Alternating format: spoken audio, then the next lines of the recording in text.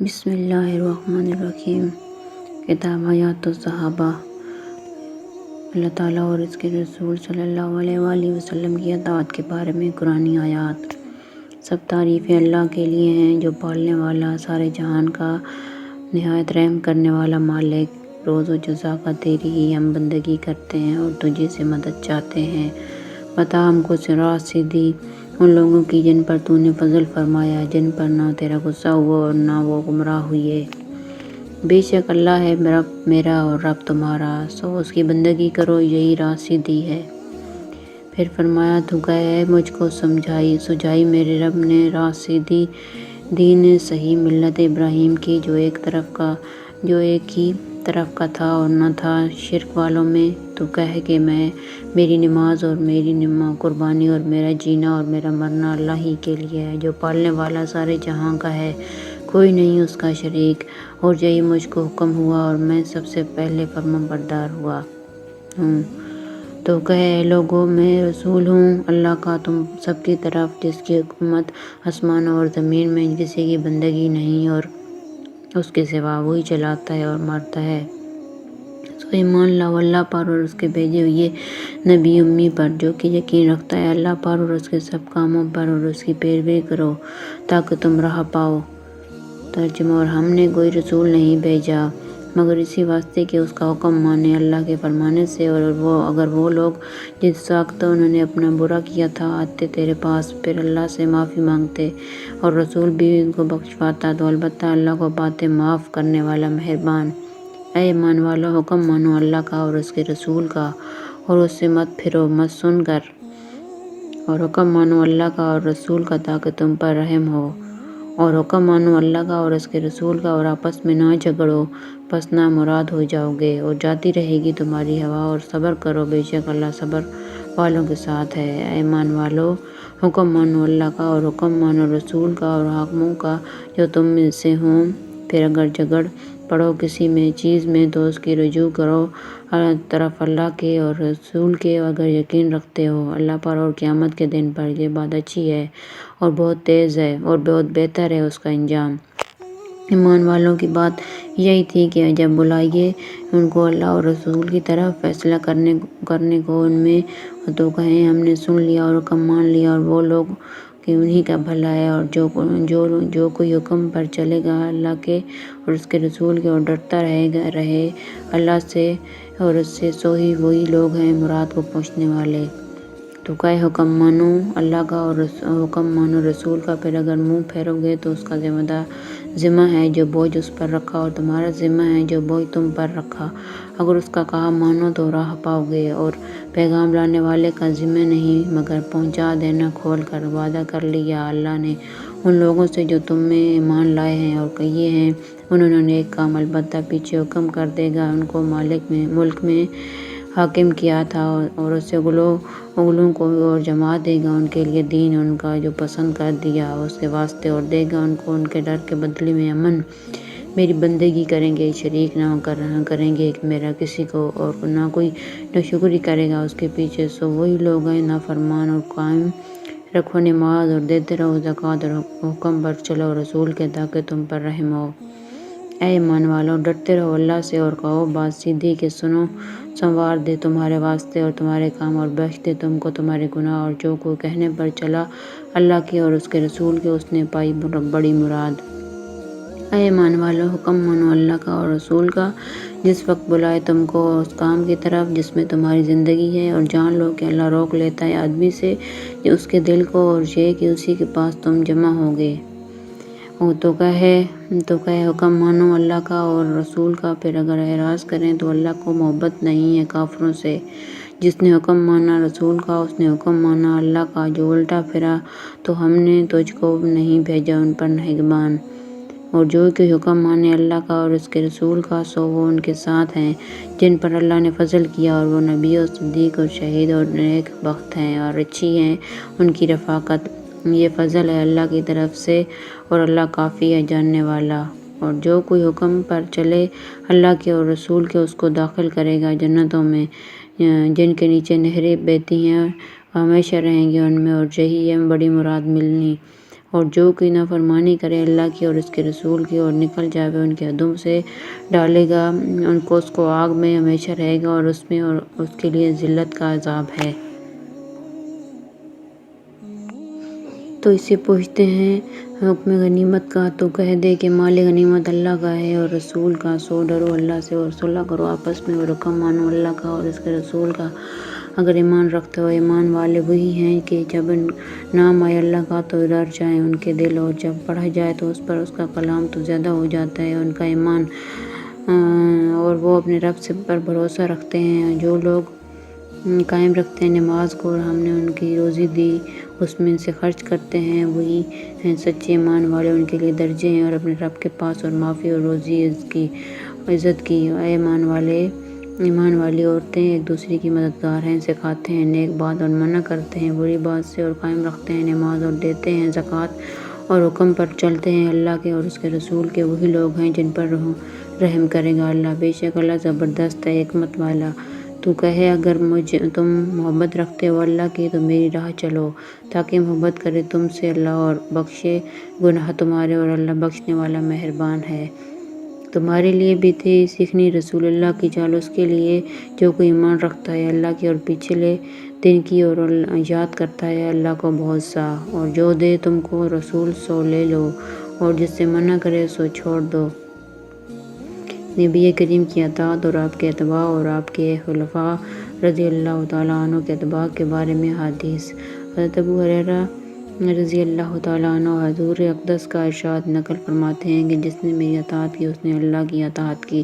جس نے میری نافرمانی کی اس نے اللہ کی نافرمانی کی، اور جس نے میری امیر کی اطاعت کی اور اس نے میری اطاعت کی، اور جس نے میرے امیر کی نافرمانی کی اس نے میری نافرمانی کی۔ حضرت ابو ہریرہ رضی اللہ تعالیٰ عنہ حضور اقدس کا ارشاد نقل فرماتے ہیں کہ میری ساری امت جنت میں داخل ہوگی لیکن جو انکار کرے گا وہ جنت میں داخل نہیں ہوگا۔ عرض کیا گیا اور کون انکار کرے گا؟ آپ نے فرمایا جس نے میری اطاعت کی وہ جنت میں داخل ہوگا اور جس نے میری نافرمانی کی اس نے انکار کیا۔ حضرت جابر ارشاد فرماتے ہیں کہ چند فرشتے نبی کریم کے پاس آئے اور آپ سو رہے تھے۔ ان فرشتوں نے آپس میں کہا کہ تمہارے ساتھی کے لیے ایک مثال ہے، اس مثال کو بیان کرو۔ بعض فرشتوں نے کہا کہ یہ سو رہے ہیں، اور بعض فرشتوں نے کہا کہ ان کی آنکھیں سوتی ہیں اور دل بیدار رہتا ہے۔ تو فرشتوں نے کہا کہ ان کی مثال اس آدمی جیسی ہے کہ جس نے اب ایک گھر بنایا اور اس گھر میں کھانے کی ایک دعوت کا انتظام کیا اور ایک بلانے والے کو بھیجا، تو جس نے اس بلانے والے کی بات نہ مانی تو نہ گھر میں داخل ہوا اور نہ اس دعوت میں سے کھایا۔ پھر فرشتوں نے کہا اس مثال کا مطلب ان کے سامنے بیان کرو۔ اس پر بعض فرشتوں نے کہا یہ تو سو رہے ہیں، اور بعض نے کہا ان کی آنکھیں سوتی ہیں اور دل بیدار رہتا ہے۔ تب فرشتوں نے یہ مطلب بیان کیا کہ وہ گھر جنت ہے اور بلانے والے محمد ہیں، لہٰذا جس نے محمد کی اطاعت کی اس نے اللہ کی اطاعت کی، اور جس نے محمد کی نافرمانی کی اس نے اللہ کی نافرمانی کی۔ اور محمد کی وجہ سے لوگوں کی دو قسمیں ہو گئیں، جس نے آپ کی مانی اس نے اللہ کی مانی اور جنت میں جائے گا، اور جس نے آپ کی نہ مانی اور اس نے اللہ کی نہ مانی اور وہ جنت میں نہیں جائے گا۔ حضرت ابو موسیٰ حضور اقدس کا ارشاد نقل فرماتے ہیں کہ میری اور اس دین کی مثال جس کو دے کر اللہ تعالیٰ نے مجھے بھیجا ہے اور اس آدمی جیسی ہے جو اپنی قوم کے پاس آیا اور کہا کہ اے میری قوم، میں نے اپنی آنکھوں سے دشمن کے بڑے لشکر کو تمہاری طرف آتے ہوئے دیکھا ہے، میں تم کو بے غرض ہو کر ڈرا رہا ہوں، لہٰذا یہاں سے بھاگنے میں جلدی کرو۔ چنانچہ اس کی قوم میں سے کچھ لوگوں نے ان کی بات مان لی اور سرِ شام چل دیے اور آرام سے چلتے رہے اور وہ بچ گئے، اور اس قوم میں سے کچھ لوگوں نے اسے جھوٹا سمجھا اور وہیں ٹھہرے رہے، تو دشمن کے لشکر نے ان پر صبح حملہ کر کے ہلاک کر دیا اور ان کو بالکل ختم کر دیا۔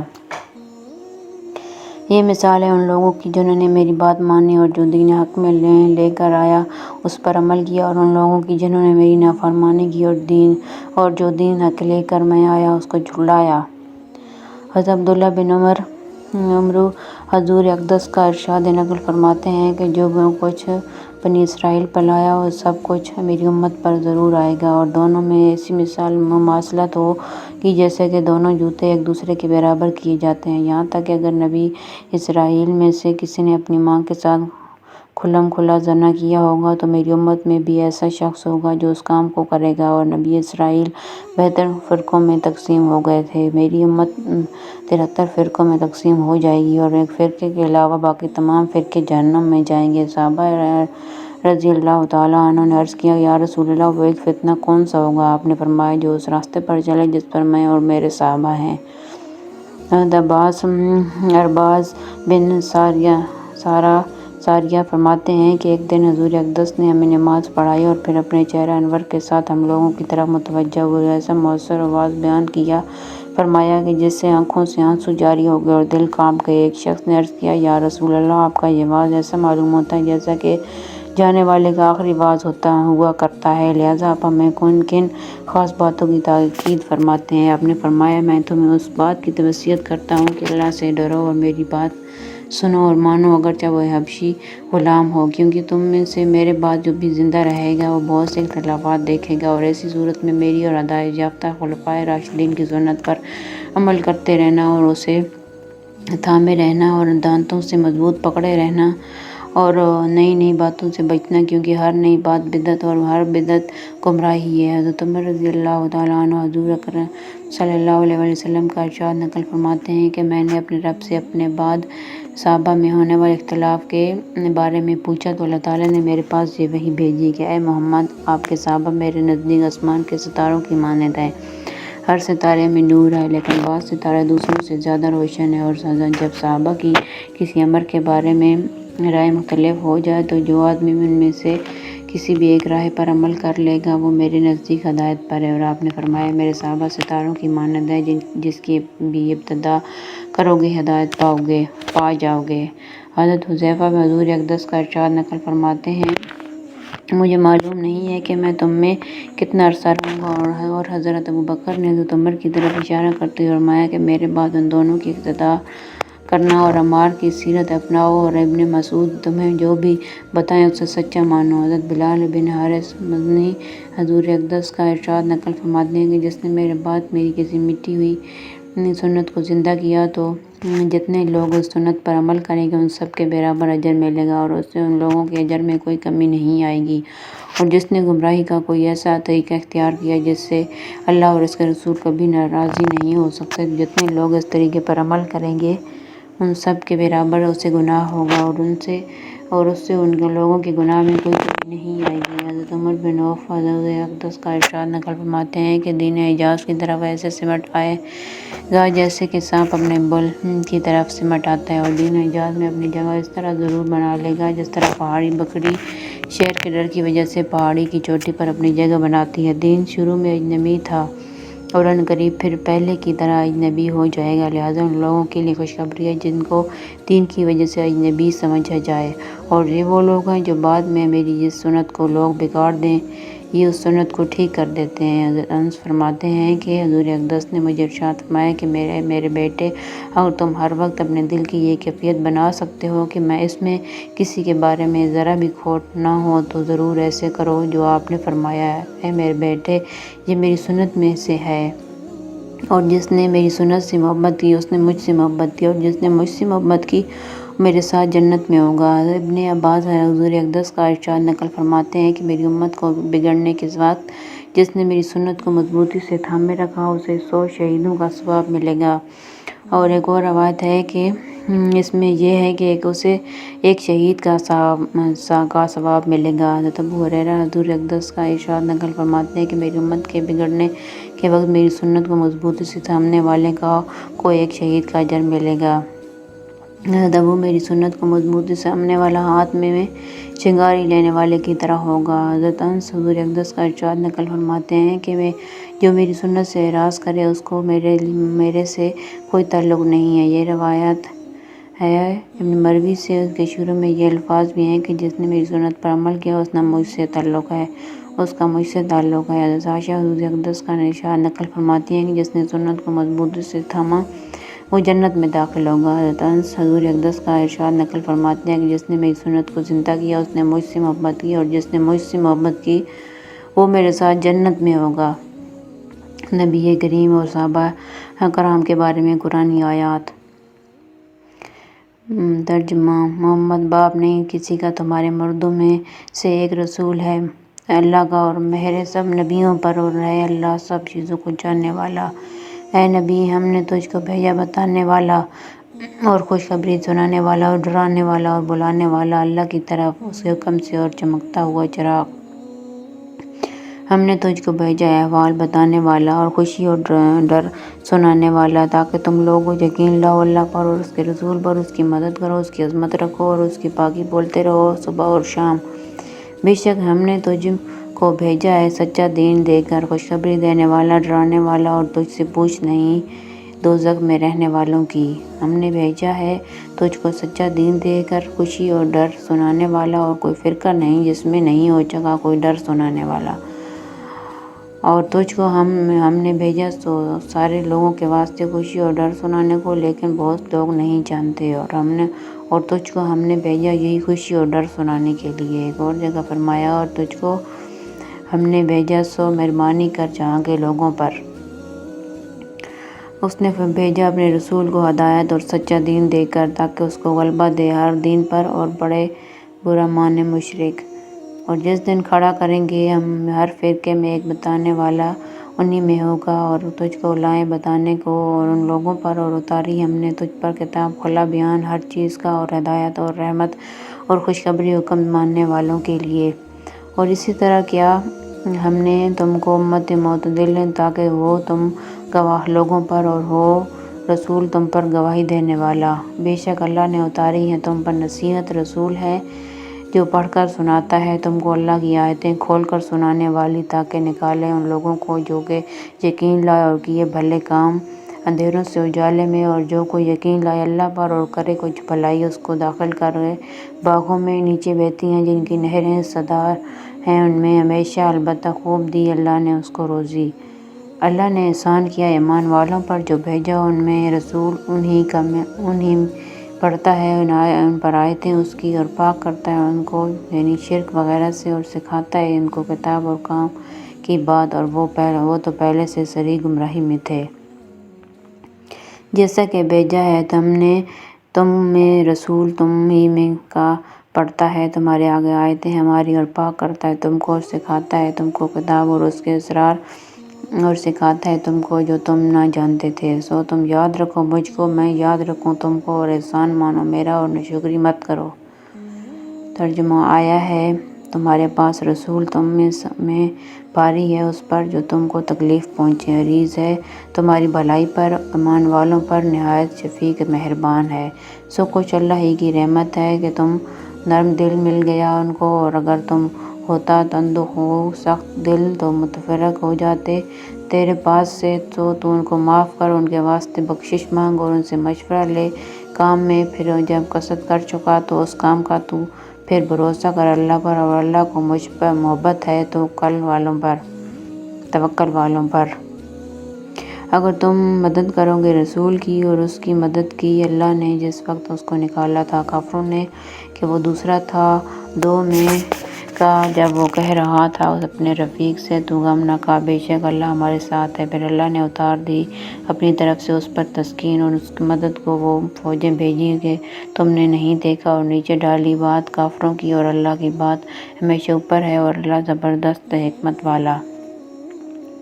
محمد رسول اللہ کا اور جو لوگ اس کے ساتھ ہیں زوراور ہیں، کافروں پر نرم دل ہیں، آپس میں تو دیکھیں ان کو رکوع میں اور سجدے میں، ڈھونڈتے ہیں اللہ کا فضل اور اس کی خوشی، نشانی ان میں ان کے منہ پر سجدے کے اثر سے، یہ نشان ہے ان کی تورات میں اور مثال ان کے انجیل میں، جیسے کھیتی نے نکالا اپنا پٹا، پھر اس کی کمر مضبوط کی، پھر موٹا ہوا، پھر کھڑا ہو گیا، اور اپنی ڈھال پر خوش لگتا ہے کھیتی والوں کو تاکہ جلائے ان سے جی۔ کافروں کا وعدہ کیا ہے اللہ نے ان سے جو یقین لائے ہیں اور کیے ہیں بھلے کام، معافی کا اور بڑے ثواب کا۔ اور وہ لوگ جو پیروی کرتے ہیں اس رسول کی جو نبی امی ہیں، جس کو پاتے ہیں لکھا ہوا اپنے پاس توریت اور انجیل میں، وہ حکم کرتا ہے ان کو نیک کام اور منع کرتا ہے برے کام سے، اور وہ کرتا ہے حلال کام ان کے لیے سب کو پاک چیزیں، اور اتارتا ہے ان پر سے ان کے بوجھ اور وہ قیدیں جو ان پر تھیں۔ سو جو لوگ اللہ پر ایمان لائے، اس کی رفاقت پائے کی اور اس کی مدد کی اور تابع ہوئے اس نور کے جو اس کے ساتھ اترا ہے، وہی لوگ پہنچے اپنی مراد کو۔ اللہ تبارک و تعالیٰ کا نبی اکرم صلی اللہ علیہ وآلہ وسلم کے صحابہ اجمعین کے بارے میں فرمان۔ اللہ مہربان ہوا نبی پر اور مہاجرین اور انصار پر جو ساتھ رہے نبی کے مشکل کی گھڑی میں، اور بعد اس کے قریب تھا دل پھر جائیں بادوں کے ان میں سے، پھر مہربان ہوا ان پر، بے شک وہ ان پر مہربان ہے رحم کرنے والا۔ اور ان 3 شخصوں پر جن کو پیچھے رکھا تھا، یہاں تک کہ جب تنگ ہو گئی ان پر زمین باوجود کشادہ ہونے کے، اور تنگ ہو گئی ان پر ان کی جانیں، اور سمجھ گئے کہیں پناہ نہیں اللہ سے مگر اس کی طرف، پھر مہربان ہوا ان پر تاکہ وہ پھر آئیں، بے شک اللہ ہی ہے مہربان رحم والا۔ تحقیق اللہ خوش ہوا ایمان والوں سے جو بیعت کرنے لگے تجھ سے اور ان کے درخت کے نیچے، پھر معلوم ہوا جو ان کی جی میں تھا، پھر اتارا ان پر اطمینان اور انعام دیا ان کو ایک فتح نزدیک اور بہت غنیمتیں جن کو وہ لیں گے، اور ہے اللہ زبردست حکمت والا۔ اور جو لوگ قدیم ہیں سب سے پہلے ہجرت کرنے والے اور مدد کرنے والے، اور جو ان کے پیرو ہوئی ہے نیکی کے ساتھ، اللہ راضی ہوا ان سے اور وہ راضی ہوئی ہے اس سے، اور تیار کر رکھے ہیں واسطے ان کے باغ، بہتی ہیں نیچے نہریں، رہا کریں انہی میں ہمیشہ، یہی ہے بڑی کامیابی۔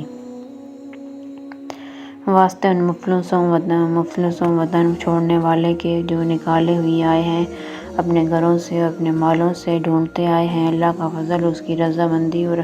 مدد کرنے کو اللہ کی اور اس کے رسول کی، وہ لوگ وہی ہیں سچے۔ اور جو لوگ جگہ پکڑ رہے ہیں اور گھر میں اور ایمان میں ان سے پہلے سے، وہ محبت کرتے ہیں اس سے جو وطن چھوڑ کر آئے ہیں ان کے پاس انہیں پاتے ہیں، اور دل میں تنگی اس چیز سے جو مہاجرین کو دی جائے، اور مقام رکھتے ہیں ان کو اپنی جان سے اگرچہ وہ اپنے اوپر فاقے، اور جو بچایا گیا اپنی جی کے لالچ سے، تو وہی لوگ ہیں مراد پانے والے۔ قرآن مجید سے پہلی کتاب میں حضور صلی اللہ علیہ وآلہ وسلم اور صحابہ کرام کا تذکرہ۔ عطا بن یسار کہتے ہیں کہ میں حضرت عبداللہ بن عمرو بن العاص سے ملا تو میں نے ان سے کہا کہ مجھے حضور صلی اللہ علیہ وآلہ وسلم کی وہ صفات بتائیں جو تورات میں آئی ہیں۔ انہوں نے فرمایا بہت اچھا، خدا کی قسم تورات میں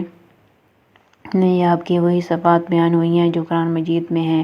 چنانچہ تورات میں ہے اے نبی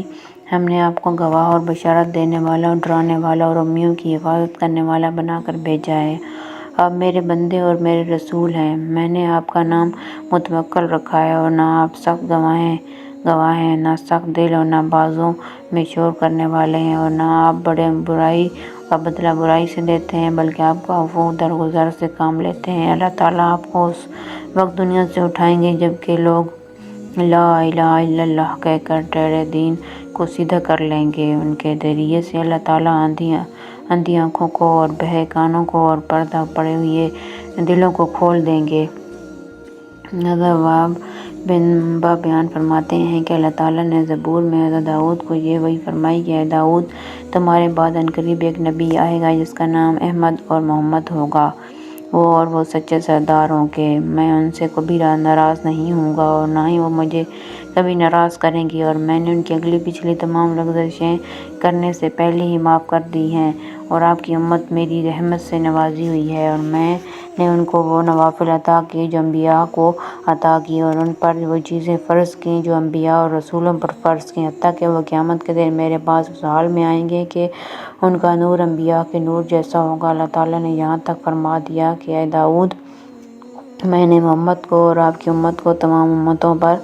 فضیلت دی ہے۔ حضرت عبداللہ بن عمرو نے حضرت کعب سے فرمایا کہ مجھے حضور صلی اللہ علیہ وآلہ وسلم اور آپ کی امت کی صفات بتائیں۔ انہوں نے فرمایا کہ میں اللہ تعالیٰ کی کتاب تورات میں ان کی یہ صفات پاتا ہوں کہ اور احمد اور ان کی امت اللہ کی خوب تعریف کرنے والے ہیں، اچھے برے ہر حال میں الحمدللہ کہیں گے، اور چڑھائی پر چڑھتے ہوئے اللہ اکبر کہیں گے، اور نچائی پر اترتے ہوئے سبحان اللہ کہیں گے۔ ان کی اذان آسمانی فضا میں گونجے گی اور وہ نماز میں ایسی دھیمی آواز سے اپنے رب سے کلام ہوں گے جیسے چٹان پر شہد کی مکھی کی بھربھراہٹ ہوتی ہے، اور وہ فرشتوں کی صفوں میں کی طرح ان کی نماز میں صفیں ہوں گی، اور وہ جب اللہ کے راستے میں جہاد کے لیے چلیں گے تو مضبوط نیزے لے کر فرشتے ان کے آگے اور پیچھے ہوں گے، اور جب اللہ کے راستے میں صف بنا کر کھڑے ہوں گے تو اللہ تعالیٰ ان پر ایسے سایہ کیے ہوئے ہوں گے۔ حضور صلی اللہ علیہ وسلم نے اپنے ہاتھ سے اشارہ کر کے بتایا جیسے کہ گدھ اپنے گھونسلے پہ سایہ کرتے ہیں، اور میدان جنگ سے یہ لوگ کبھی پیچھے نہیں ہٹیں گے۔ اور حضرت کعب سے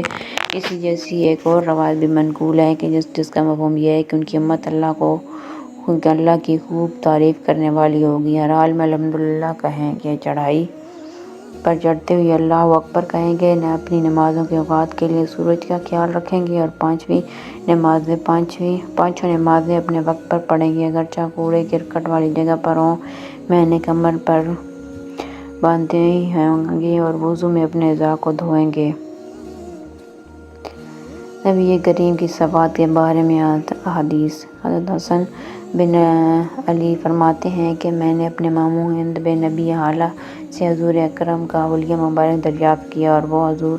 صلی اللہ علیہ وآلہ وسلم کے حلیہ مبارک کو بہت ہی کثرت اور وضاحت سے بیان کیا کرتے تھے، اور میرا دل چاہتا تھا کہ میں ان صفات اوصاف جمیلہ میں سے کچھ میرے سامنے بھی ذکر کریں تاکہ میں ان اوصاف جمیلہ کو ذہن نشین کر کے اپنے اندر پیدا کرنے کی کوشش کروں۔ حضرت حسن کی عمر حضور کے صلی اللہ علیہ وآلہ وسلم کے وصال کے وقت 7 سال کی تھی، اور اس لیے کم سنی کی وجہ سے آپ کے اوصاف جمیلہ کو غور سے دیکھنے اور مضبوط کرنے کا ان کو موقع نہیں ملا تھا۔ ماموں جان نے حضور اکرم کے حلیہ شریف کے متعلق یہ فرمایا کہ آپ خود اپنی ذات و صفات کے اعتبار سے بھی شاندار تھے اور دوسروں کی نظروں میں بھی بڑے رتبے والے تھے۔ آپ کا چہرہ مبارک 14ویں رات کے چاند کی طرح چمکتا تھا۔ آپ کا قد مبارک بالکل درمیانے قد والے سے کسی قدر لمبا تھا،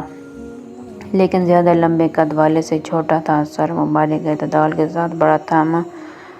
بال مبارک کسی قدر بل کھاتے ہوئے تھے، اور سر کے بالوں میں اتفاقاً خود مانگ نکل آتی تو مانگ رہنے دیتے، ورنہ آپ خود مانگ نکالنے کا اہتمام نہ فرماتے تھے، یعنی اگر بہت سہولت مانگ نکل آتی تو نکال لیتے تھے، اگر کسی وجہ سے بسمت نہ نکلتی تو کنگھی وغیرہ کی ضرورت ہوتی تو اس وقت نہ نکالتے، کسی دوسرے وقت جب کنگھی وغیرہ موجود ہوتی تو نکال لیتے۔ جس زمانے میں آپ کے بال مبارک زیادہ ہوتے تھے تو کان کی لو سے بڑھ جاتے تھے۔ آپ کا رنگ نہایت چمکدار تھا اور پیشانی کشادہ۔ آپ کے ابرو خمدار، باریک اور گنجان تھے، دونوں ابرو جدا جدا تھے، ایک دوسرے سے ملے ہوئے نہیں تھے، اور ان دونوں کے درمیان رگ تھی جو غصے کے وقت ابھر جاتی تھی۔ آپ کی ناک بلندی مائل تھی اور اس پر ایک چمک اور نور تھا۔ ابتدا دیکھنے والا آپ کو بڑی ناک والا سمجھتا، لیکن غور سے معلوم ہوتا کہ حسن و چمک کی وجہ سے بلند معلوم ہوتی ہے، ورنہ فی النفس زیادہ بلند نہیں ہے۔ آپ کی داڑھی مبارک بھرپور اور گنجان تھی اور آپ کی پتلی نہایت زیادہ تھی۔ رخسار مبارک ہموار اور ہلکے تھے، گوشت لٹکے ہوئے نہیں تھے۔ آپ کی ذہن مبارک اعتدال کے ساتھ فراخ تھا،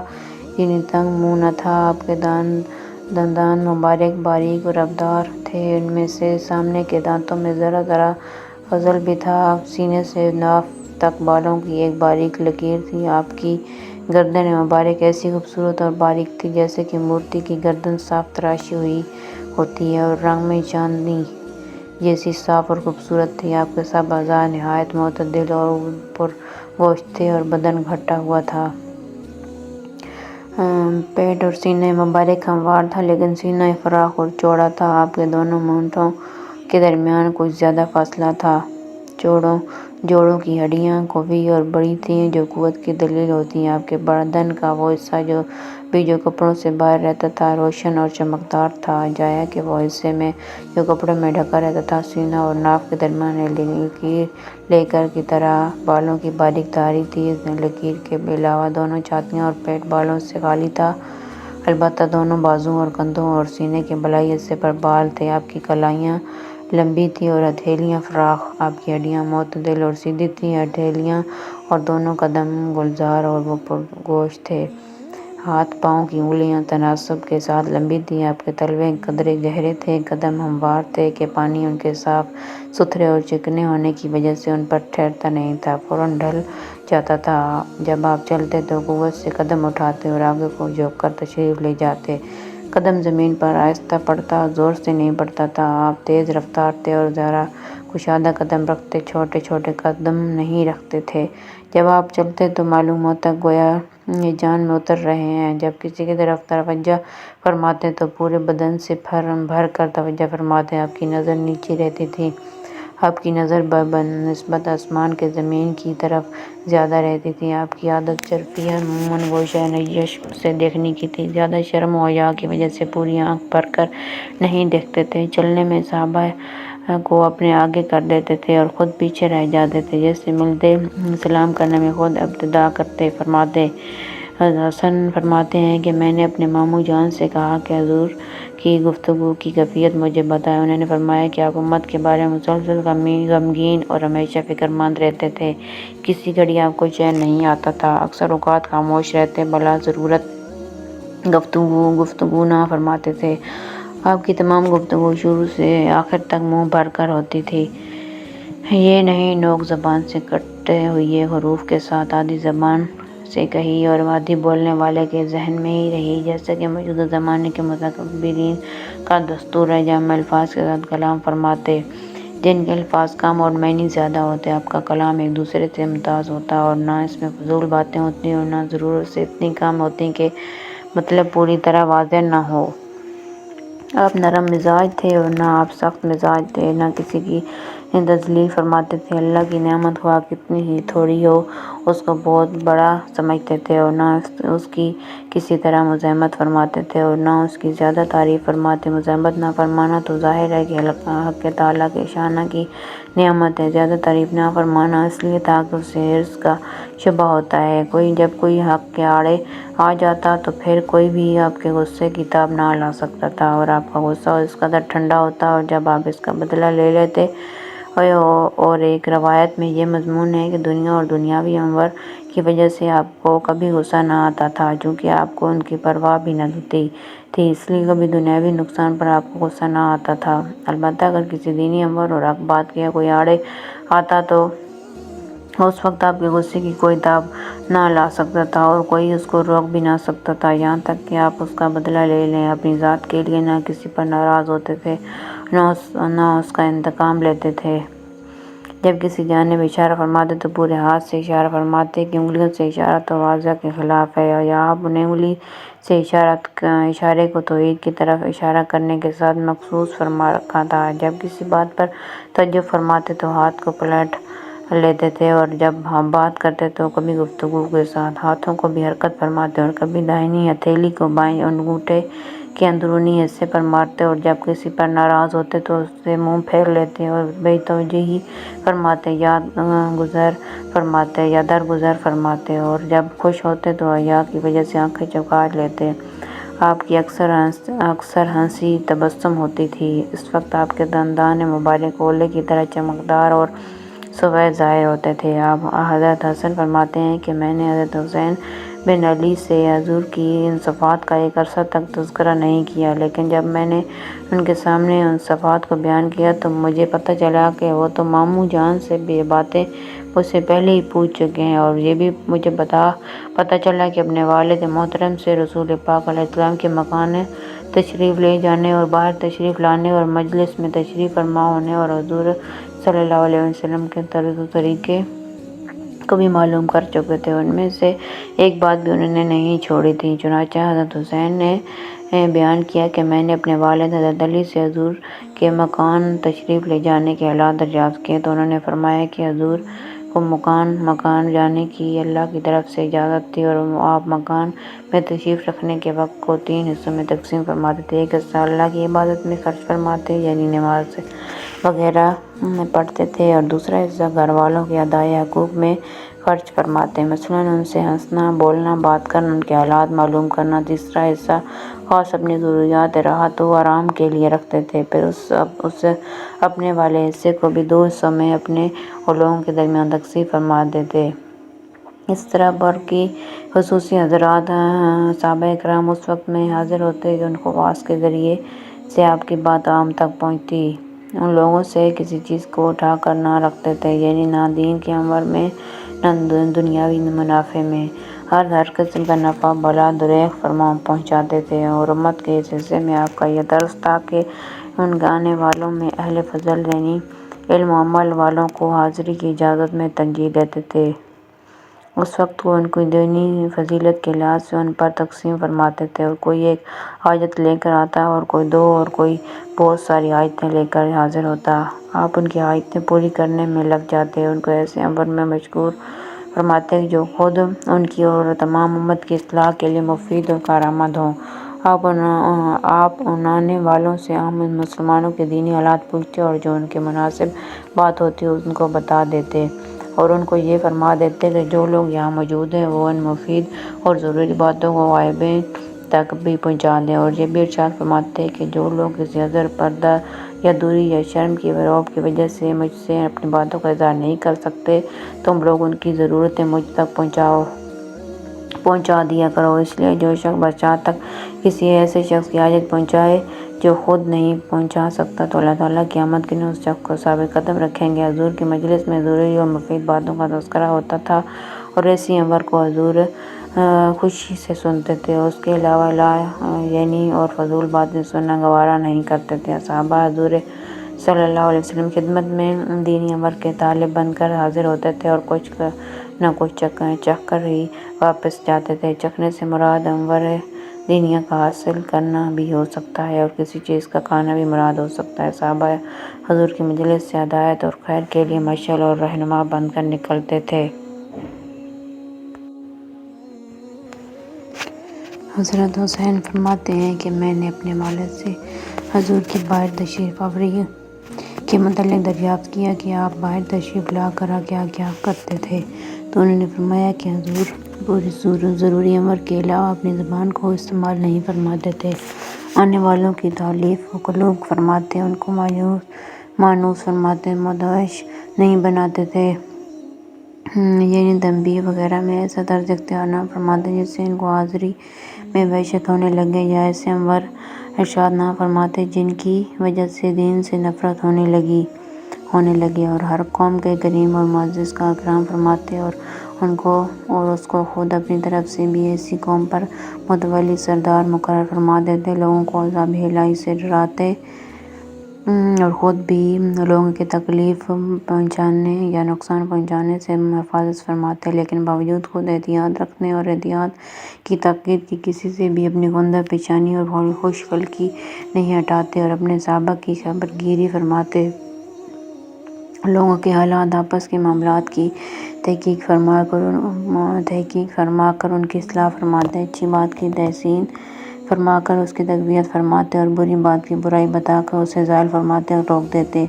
حضور ہر امر میں اعتدال اور میانہ روی اختیار فرماتے، بات پکی اور صحیح فرماتے، نہ اس طرح کہ کبھی کچھ اور کبھی کچھ، لوگوں کی اصلاح سے غفلت نہ فرماتے کہ مبادا وہ دین سے غافل ہو جائیں یا حق سے ہٹ جائیں، اور ہر کام کے لیے آپ کے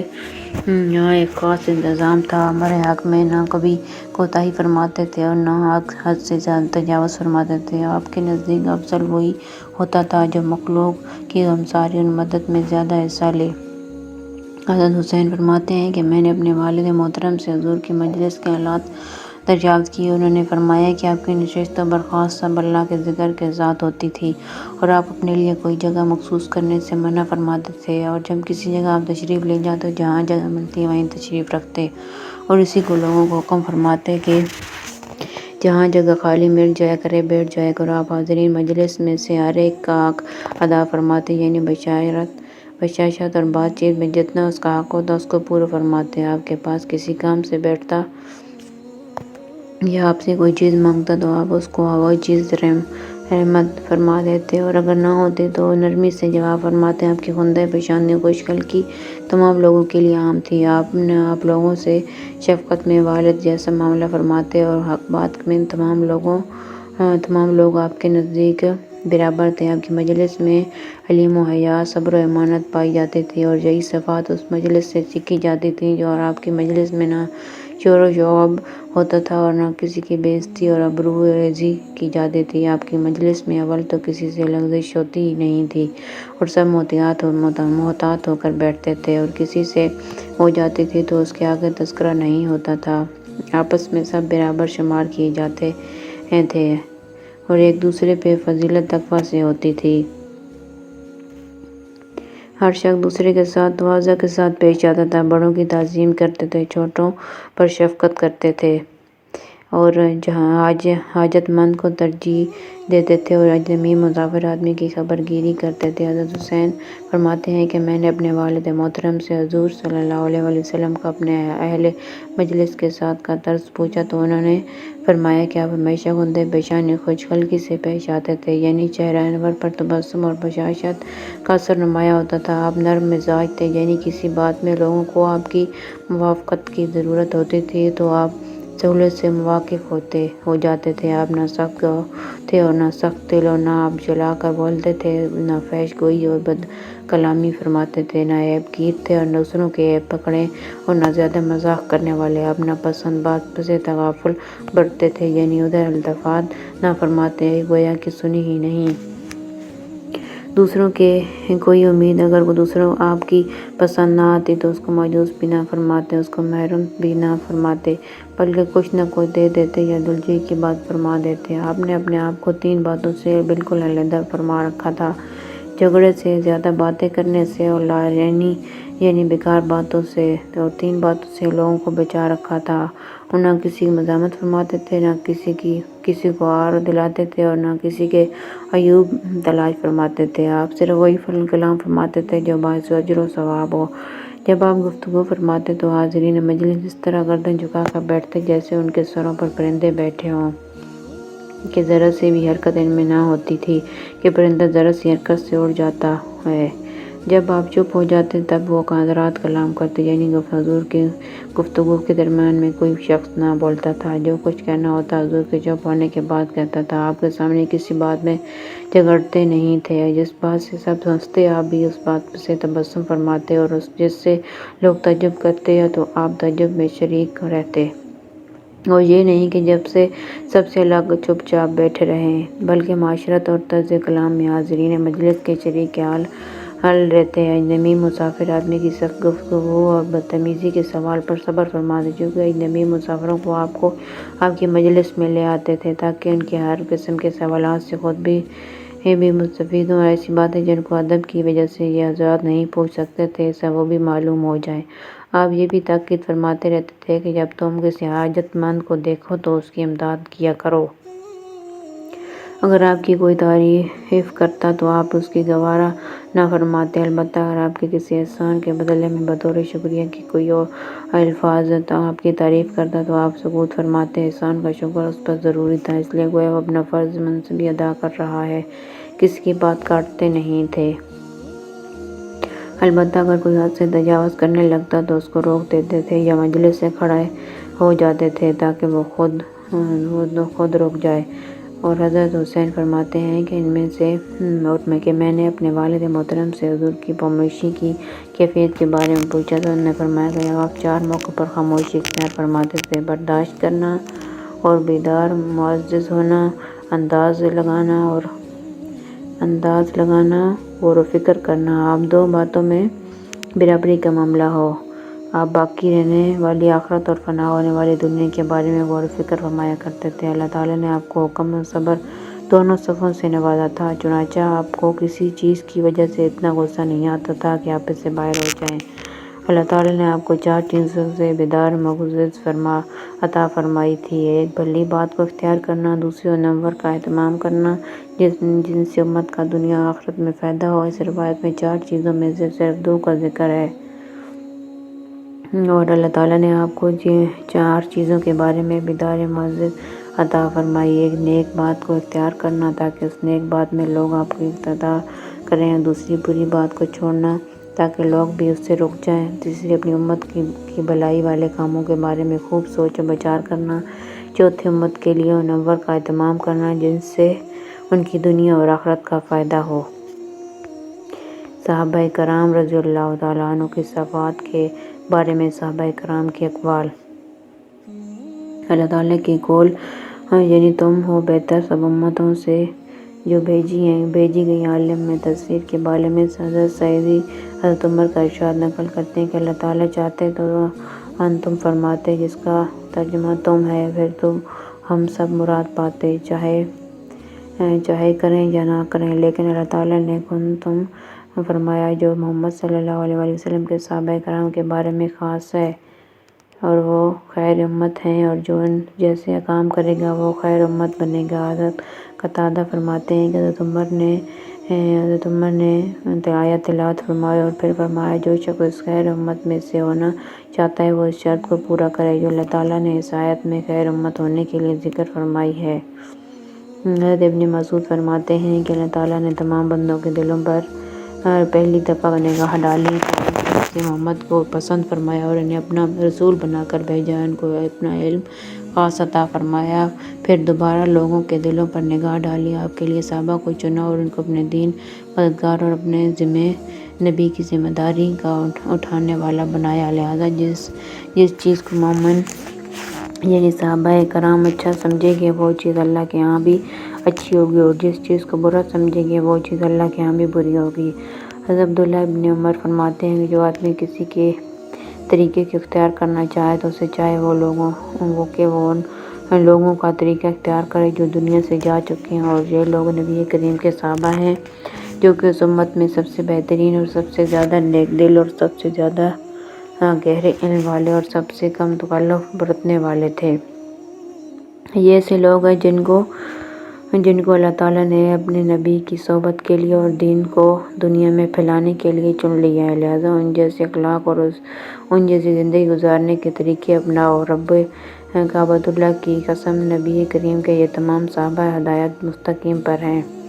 حضرت ابن مسعود اپنے زمانے کے لوگوں کو مخاطب کرتے ہوئے فرماتے ہیں کہ تم حضور کے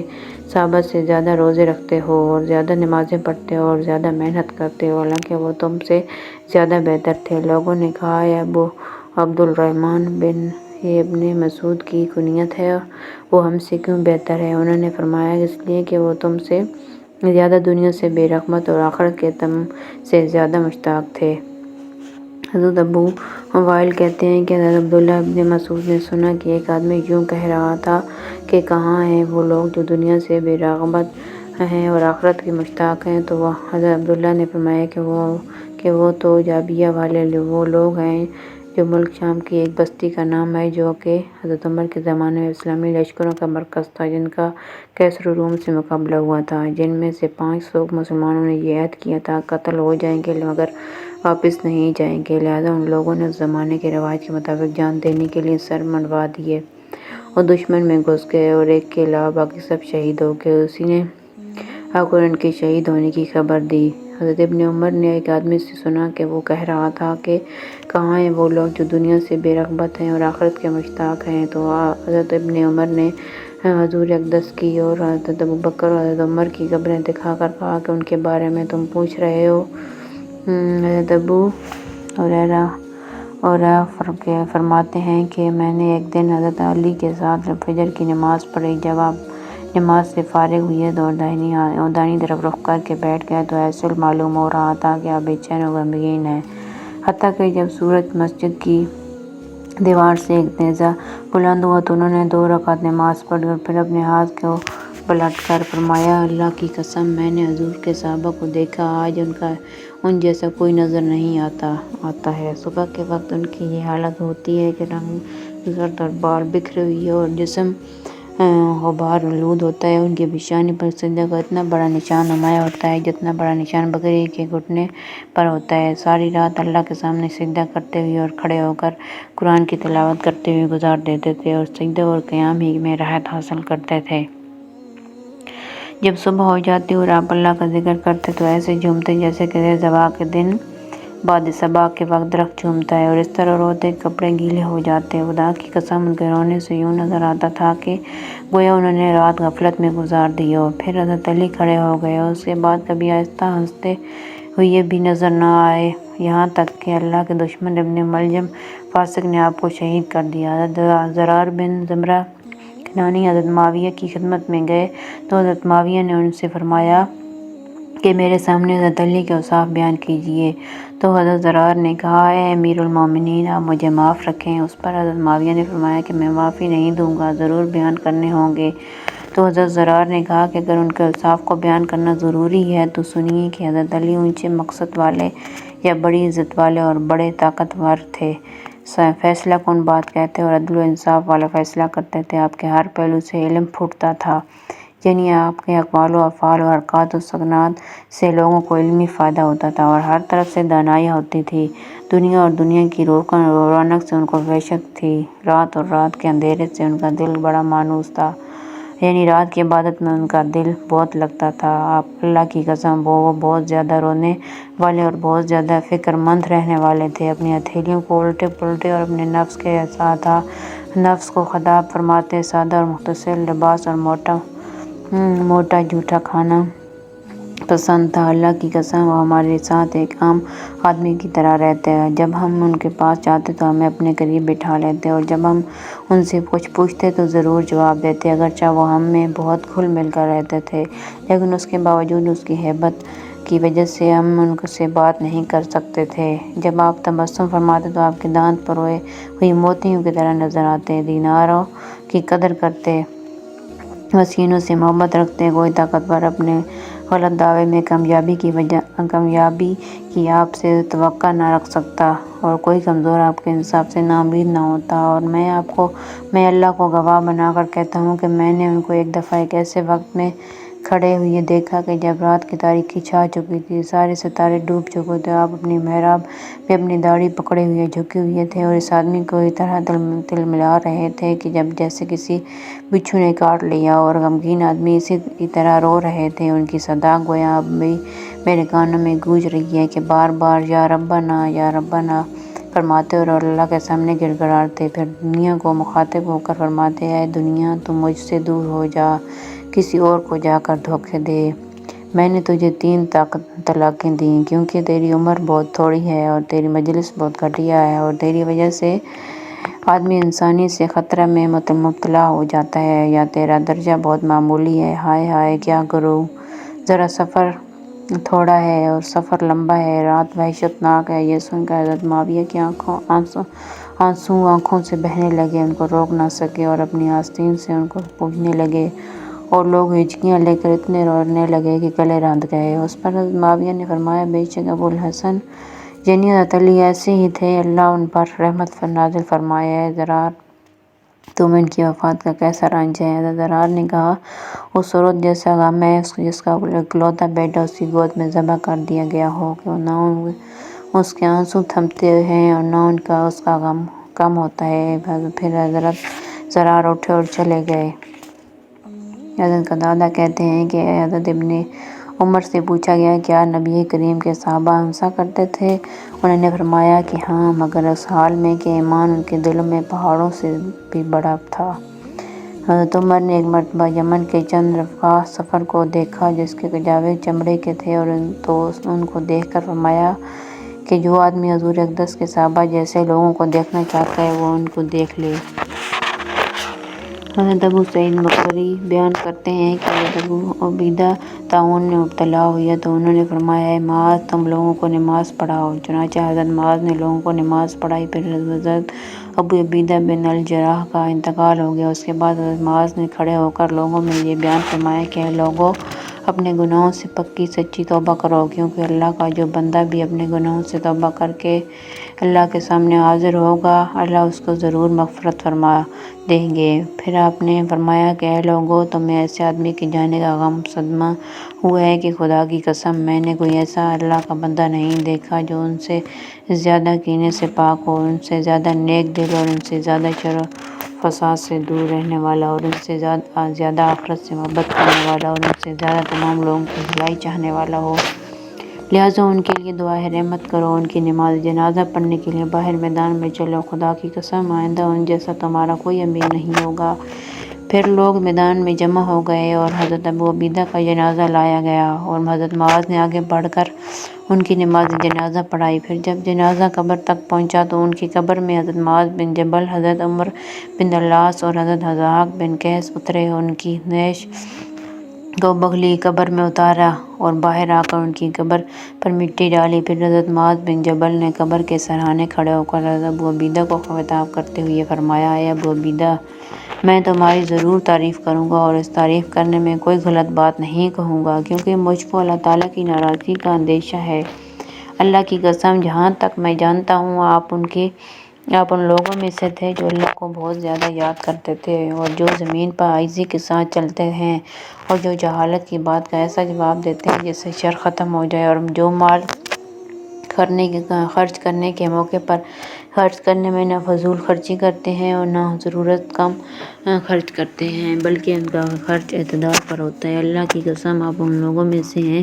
جو دل سے اللہ کی طرف جھکنے والے اور تواضع کرنے والے ہیں، جو یتیم اور مسکین پر رحم کرتے ہیں اور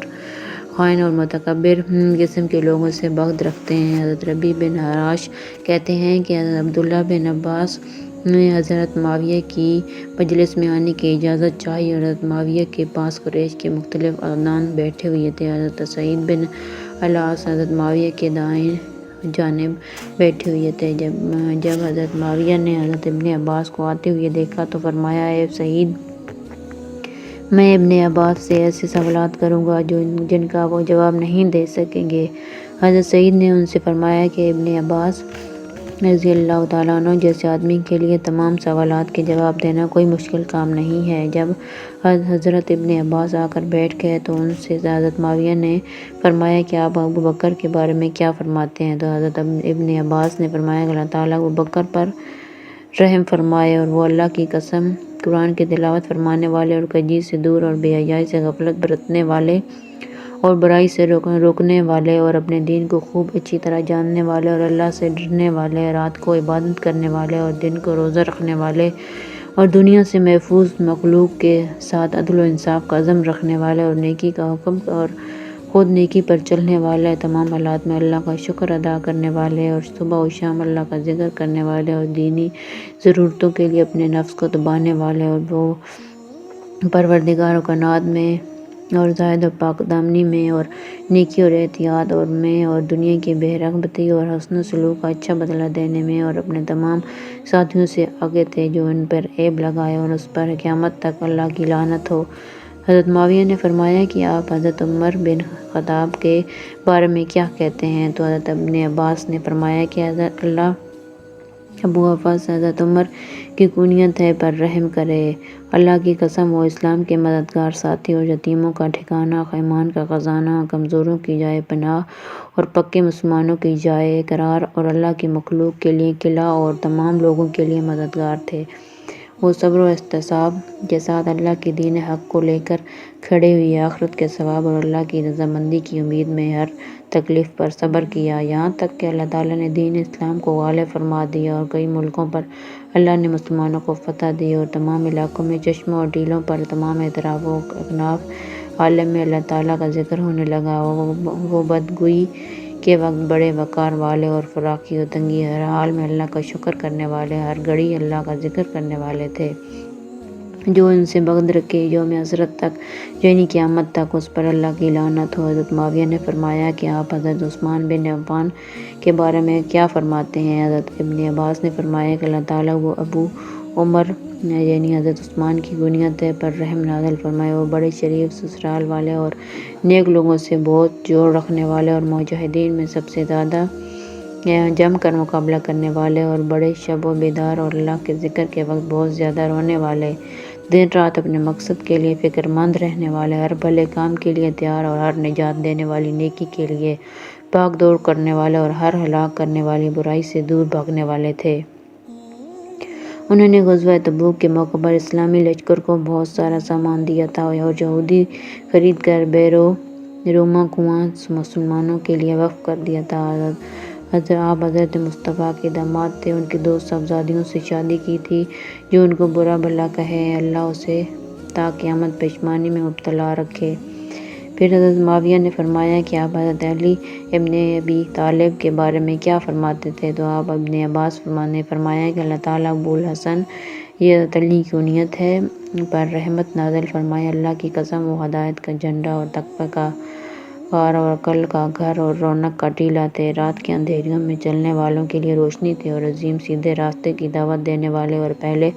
آسمانی صحیفوں اور کتابوں کو جاننے والے، قرآن کی تفسیر بیان کرنے والے اور وعظ و نصیحت کرنے والے، ہدایت کے اسباب میں ہمیشہ لگے رہنے والے اور ظلم و اذیت رسانی کے چھوڑنے والے اور ہلاکت کے راستوں سے ہٹ کر چلنے والے تھے۔ تمام مومنوں اور متقیوں میں سے بہترین اور تمام کرتا اور چادر پہننے والے انسانوں کے سردار اور حج و سعی کرنے والوں میں سے افضل اور عدل و مساوات کرنے والوں میں سب سے بڑے جو مرد تھے، انبیاء اور نبی مصطفیٰ علیہ السلام کے علاوہ تمام دنیا کے انسانوں سے بہت زیادہ اچھے طیب تھے، جنہوں نے دونوں قبلوں بیت المقدس اور بیت اللہ کی طرف نماز پڑھی۔ کیا کوئی مسلمان ان کی برابری کر سکتا ہے؟ جبکہ وہ تمام عورتوں میں سے بہترین عورت حضرت فاطمہ کے خاوند تھے۔ آپ کے حضور دو نواسوں کے والد تھے۔ میری آنکھوں نے ان جیسا کبھی دیکھا اور نہ آئندہ قیامت تک کبھی دیکھ سکیں گی۔ جو ان پر لعنت کرے اور اس پر اللہ اور اس کے بندوں کی قیامت تک لعنت ہو۔ پھر حضرت معاویہ نے فرمایا کہ آپ حضرت طلحہ اور حضرت زبیر کے بارے میں کیا فرماتے ہیں؟ حضرت ابن عباس نے فرمایا کہ اللہ ان دونوں پر رحمت نازل فرمائے۔ اللہ کی قسم، وہ دونوں پاک باز، نیک، صاف ستھرے مسلمان، شہید اور عالم تھے۔ ان دونوں سے ایک لغزش ہوئی جیسے اللہ تعالیٰ انشاءاللہ اس وجہ سے ضرور معاف فرما دیں گے۔ ان دونوں حضرات نے شروع سے دین کی مدد کی اور ابتدا سے حضور کی صحبت میں رہے اور بہت نیک اور عمدہ کام کیے۔ حضرت معاویہ نے فرمایا کہ حضرت ابو فضل، یہ حضرت عباس کی کنیت ہے، پر رحمت نازل فرمائے۔ وہ اللہ کی قسم، حضور کے والد ماجد کے سگے بھائی اور اللہ کے برگزیدہ انسان یعنی حضور کی آنکھ کی ٹھنڈک اور تمام لوگوں کے لیے جائے پناہ اور حضور کے تمام چچوں کے سردار تھے۔ تمام امور میں بڑی وسعت رکھتے تھے اور ہمیشہ انجام پر نظر رہتی تھی۔ علم سے آراستہ تھے۔ ان کی فضیلتیں معلوم ہوتی۔ ان کے خاندان کے قابل فخر کارناموں کے سامنے دوسرے خاندانوں سے کارنامے پیچھے رہ گئے، اور ایسا کیوں نہ ہوتا جبکہ ان کی تربیت اس حضرت عبدالمطلب نے کی، جو ہر نقل و حرکت والے انسانوں میں سے سب سے زیادہ بزرگ اور قریش کے تمام پیادہ سواروں سے زیادہ قابل فخر تھے۔ یہ ایک لمبی حدیث کا حصہ ہے۔ دعوت کا باب۔ حضرت حضور اقدس کو اور صحابہ کرام میں اجمعین کو اللہ اور اس کے رسول کی طرف دعوت دینا کس طرح ہر چیز سے بہت زیادہ محبوب تھا، اور ان کے دل میں اس بات کی کتنی زیادہ تڑپ تھی کہ تمام لوگ ہدایت پا جائیں اور اللہ کے دین میں داخل ہو جائیں اور اللہ کی رحمت میں غوطے کھانے لگیں، اور دعوت کے ذریعے مخلوق کو خالق کے ساتھ جوڑنے کے لیے کیسی زبردست کوشش کرتے تھے۔ دعوت سے محبت اور شغف۔ حضرت ابن عباس اللہ تعالیٰ کے ارشاد یعنی سو ان میں بعض بے بخت ہیں اور بعض نیک بخت، اور ان جیسی قرآنی آیات کے بارے میں فرماتے ہیں کہ رسول کریم کو اس بات کی بہت زیادہ تڑپ تھی کہ لوگ ایمان لے آئیں اور آپ سے ہدایت پر بیعت ہو جائیں، اور آپ کی بے قراری دیکھ کر اللہ عز و جل نے آپ کو یہ بتایا کہ صرف وہی انسان ایمان لائیں گے جس کے لیے لوح محفوظ میں پہلے سے ہی ایمان لانے کی سعادت لکھی جا چکی ہے، اور صرف وہی انسان گمراہ ہوں گے جن کے لیے لوح محفوظ میں پہلے ہی سے بدبختی لکھی جا چکی ہے۔ پھر اللہ نے اپنے کریم کو ارشاد فرمایا، جس کا ترجمہ یہ ہے، شاید تو کوٹ مارے اپنی جان اس بات پر کہ وہ یقین نہیں کرتے، اگر ہم چاہیں تو اتاریں ان پر آسمان سے نشانی، پھر رہ جائیں ان کی گردنیں اس کے آگے نیچے۔ حضرت ابن عباس فرماتے ہیں کہ حضرت ابو طالب بیمار ہوئے تو قریش کی ایک جماعت ان کے پاس آئی جس میں ابو جہل بھی تھا۔ ان لوگوں نے کہا کہ آپ کا بھتیجا ہمارے معبودوں کو برا بھلا کہتا ہے اور یوں یوں کرتا ہے اور یوں یوں کہتا ہے، لہٰذا آپ ان کے پاس کسی آدمی کو بھیج کر ان کو بلا لیں اور ایسا کرنے سے ان کو روک دیں۔ چنانچہ انہوں نے حضور اقدس کے پاس ایک آدمی بھیجا۔ آپ تشریف لے آئے اور گھر میں داخل ہوئے تو اس وقت ابو طالب کے قریب ایک آدمی کے بیٹھنے کی جگہ تھی۔ حضرت ابن عباس فرماتے ہیں کہ ابو جہل لعنت اللہ کو اس بات کا خطرہ ہوا کہ اگر حضور اقدس ابو طالب کے پہلو میں بیٹھ گئے تو اتنے قریب بیٹھنے کی وجہ سے ابو طالب کے دل میں حضور کے لیے زیادہ نرمی پیدا ہو جائے گی، چنانچہ وہ چھلانگ لگا کر خود اس جا بیٹھا اور حضور کو اپنے چچا کے قریب بیٹھنے کی کوئی جگہ نہ ملی، چنانچہ آپ دروازے کے پاس ہی بیٹھ گئے۔ ابو طالب نے آپ سے کہا، اے میرے بھتیجے، کیا بات ہے کہ تمہاری قوم کے لوگ تمہاری شکایت کر رہے ہیں؟ وہ کہہ رہے ہیں کہ آپ ان کے معبودوں کو برا بھلا کہتے ہیں اور یوں یوں کہتے ہیں۔ ابن عباس فرماتے ہیں کہ اس پر سب لوگوں نے بولنا شروع کر دیا۔ اپنے گفتگو شروع فرمائی اور فرمایا کہ اے میرے چچا، میں یہ چاہتا ہوں کہ یہ لوگ صرف ایک کلمے کا اقرار کر لیں تو تمام اہل عرب ان کے ماتحت اور فرمانبردار بن جائیں گے اور تمام اہل عجم ان کو جزیہ دینے لگ جائیں گے۔ آپ کی یہ بات سن کر وہ لوگ چوکنے ہو گئے اور بےتاب ہو کر کہا کہ آپ کے والد کی قسم، اتنی بڑی بات کے لیے ایک کلمہ تو کیا ہم 10 کلموں کو ماننے کے لیے تیار ہیں؟ آپ بتائیں وہ کلمہ کیا ہے؟ ابو طالب بھی کہنے لگے، اور میرے بھتیجے، وہ ایک کلمہ کیا ہے؟ آپ نے فرمایا، لا الہ الا اللہ۔ یہ سن کر وہ لوگ پریشان ہو کر اپنے کپڑے جھاڑتے ہوئے کھڑے ہو گئے اور کہنے لگے، کتنے معبودوں کی جگہ ایک ہی معبود رہنے دیا، واقعی یہ بہت عجیب اور انوکھی بات ہے۔ حضرت ابن عباس نے فرمایا کہ اس موقع پر کہ آیت نازل ہوئی، حضرت ابن عباس فرماتے ہیں کہ حضرت عتبہ بن ربیعہ اور شیبہ بن ربیعہ اور ابو جہل بن ہشام اور امیہ بن خلف اور ابو سفیان بن حارث اور دیگر سرداران قریش ابو طالب کے پاس گئے اور ان سے حضور صلی اللہ علیہ وسلم کے بارے میں بات کرنی چاہی تو انہوں نے کہا کہ ابو طالب، آپ کو ہم میں کتنا بڑا مقام حاصل ہے وہ آپ جانتے ہیں۔ آپ کی بیماری کی حالت میں آپ کے سامنے ہیں اور ہمیں آپ کی زندگی کا خطرہ ہے۔ ہمارے اور آپ کے بھتیجے کے درمیان جو کچھ ہو رہا ہے اسے بھی آپ خوب جانتے ہیں۔ آپ ان کو بلائیں اور کچھ ہمارے مطالبے مان کر اور کچھ ان کے مطالبے مان کر ہماری ان کی صلح کرا دیں، تاکہ ہم ایک دوسرے کو کچھ کہنے سے روک جائیں۔ وہ ہمیں ہمارے دین پر رہنے دیں اور ہم ان کو ان کے دین پر چھوڑ دیں۔ ابو طالب نے کہا، اے میرے بھتیجے، یہ تمہاری قوم کے سردار اور بڑے لوگ ہیں اور تمہاری وجہ سے یہ اکٹھے ہو کر آئے ہیں تاکہ آپ کو کچھ مطالبے پورے کر دیں اور آپ ان کے کچھ مطالبے پورے کر دیں۔ حضرت ابن عباس فرماتے ہیں کہ حضور اقدس نے ارشاد فرمایا کہ بہت اچھا، تم ایک مان جاؤ جس سے تم پورے عرب کے مالک بن جاؤ گے اور سارا عجم تمہارا ماتحت فرمان بردار ہو جائے گا۔ ابو جہل نے کہا، اس بات کے لیے کلمہ نہیں، تمہارے والد کی قسم 10 کلمے ماننے کو تیار ہیں۔ تو آپ نے فرمایا، لا الہ الا اللہ، کہو اللہ کے علاوہ جن کے خداؤں کی عبادت کرتے ہو ان کو نکال پھینکو۔ یہ سن کر سب نے ہاتھ پر ہاتھ مار کر کہا، اے محمد، کیا آپ یہ چاہتے ہیں کہ تمام خداؤں کا ایک خدا بنا دیں؟ آپ کی یہ بات بہت عجیب ہے۔ حضرت ابن عباس فرماتے ہیں کہ وہ ایک دوسرے سے کہنے لگے، اللہ کی قسم، یہ آدمی تمہارا کوئی بھی مطالبہ ماننے والا نہیں ہے، چلے جاؤ، اپنے باپ داد کے دین پر چلتے رہو، حتیٰ کہ اللہ ہی ہمارے اور اس کے درمیان فیصلہ کرے گا۔ پھر وہ بکھر گئے۔ حضرت ابن عباس فرماتے ہیں کہ ابو طالب نے کہا، اے میرے بھتیجے، اللہ کی قسم، میرا خیال یہ ہے کہ تم نے ان سے حد سے زیادہ کسی بات کا مطالبہ نہیں کیا، تمہارا مطالبہ صحیح ہے۔ یہ سن کر حضور کو ابو طالب کے ایمان لانے کی کچھ امید بندھی تو آپ ان سے فرمانے لگے، اے میرے چچا، آپ تو یہ کلمہ ضرور پڑھ لیں تاکہ اس کی وجہ سے میں آپ کے لیے قیامت کے دن شفاعت کی اجازت لے سکوں۔ اور ابو طالب نے آپ کی یہ طرف دیکھ کر جواب دیا کہ اے میرے بھتیجے، خدا اللہ کی قسم، اگر مجھے 2 باتوں کا ڈر نہ ہوتا تو میں یہ کلمہ ضرور پڑھ لیتا۔ ایک تو یہ کہ میرے بعد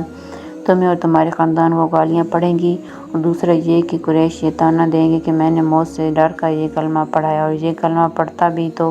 صرف آپ کو خوش کرنے کے لیے۔ حضرت مصعب سے روایت ہے کہ جب ابو طالب کی موت کا وقت قریب آیا تو حضور ان کے پاس تشریف لے گئے تو ابو جہل وہاں پہلے سے موجود تھا۔ آپ نے فرمایا، اے میرے چچا، لا الہ الا اللہ پڑھ لو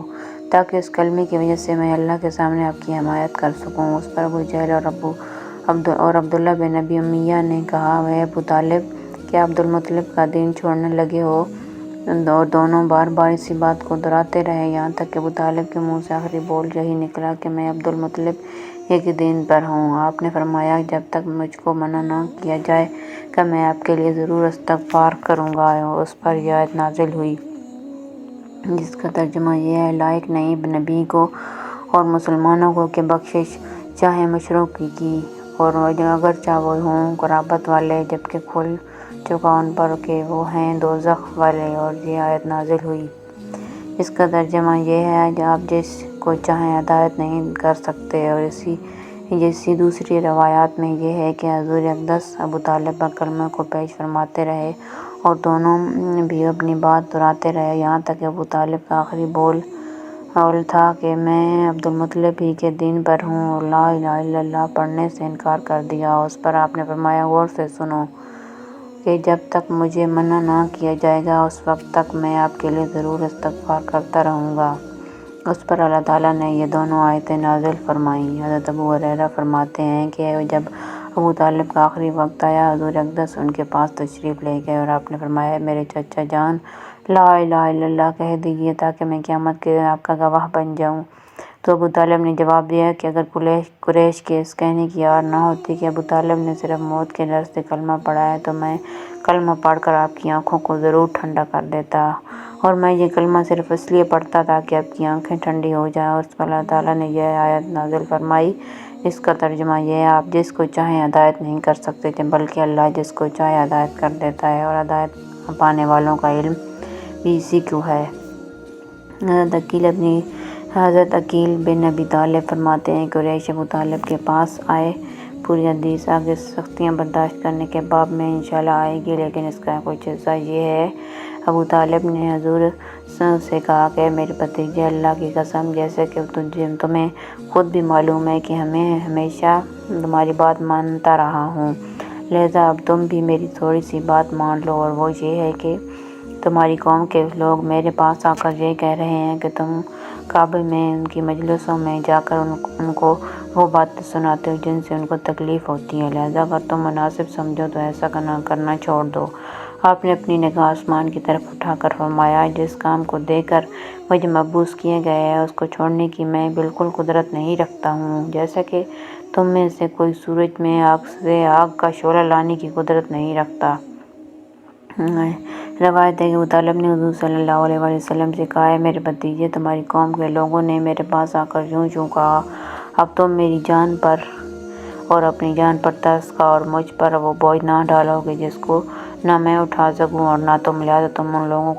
کو وہ باتیں کہنی چھوڑ دو جو ان کو پسند نہیں ہے۔ یہ سن کر آپ کو یہ گمان ہوا کہ آپ کے بارے میں چچا کے خیالات میں تبدیلی آ چکی ہے اور وہ آپ کا ساتھ چھوڑ کر آپ کو قوم کے حوالے کر دیں گے، اور اب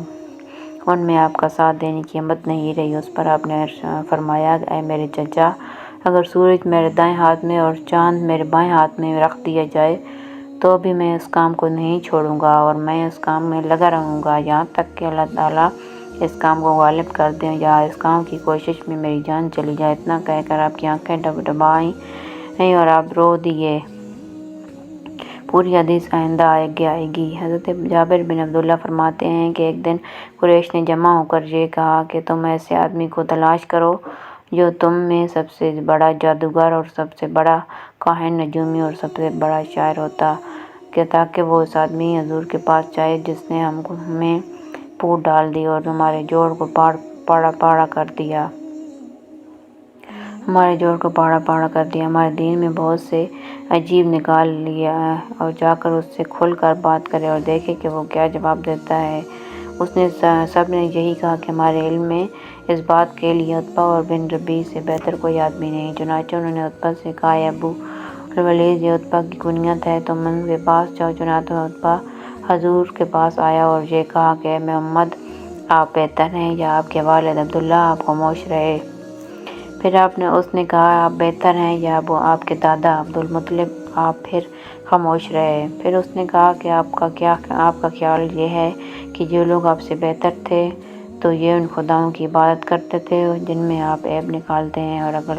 آپ کا خیال یہ ہے کہ آپ ان سے بہتر ہیں تو آپ یہ بات ہمیں سمجھائیں، ہم آپ کی بات سنتے ہیں۔ اللہ کی قسم، ہم نے ایسا کوئی جوان نہیں دیکھا جو اپنی قوم کے لیے نعوذ باللہ آپ سے زیادہ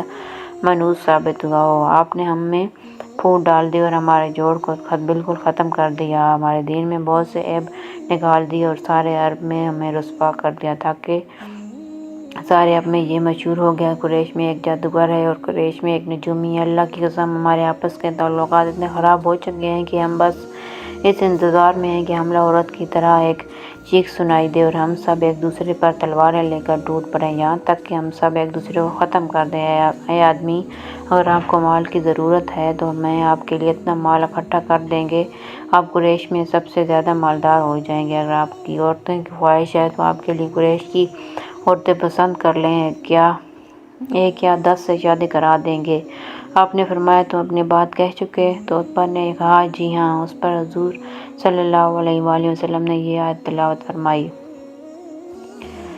اس کا ترجمہ یہ ہے، پھر اگر وہ ٹلائیں تو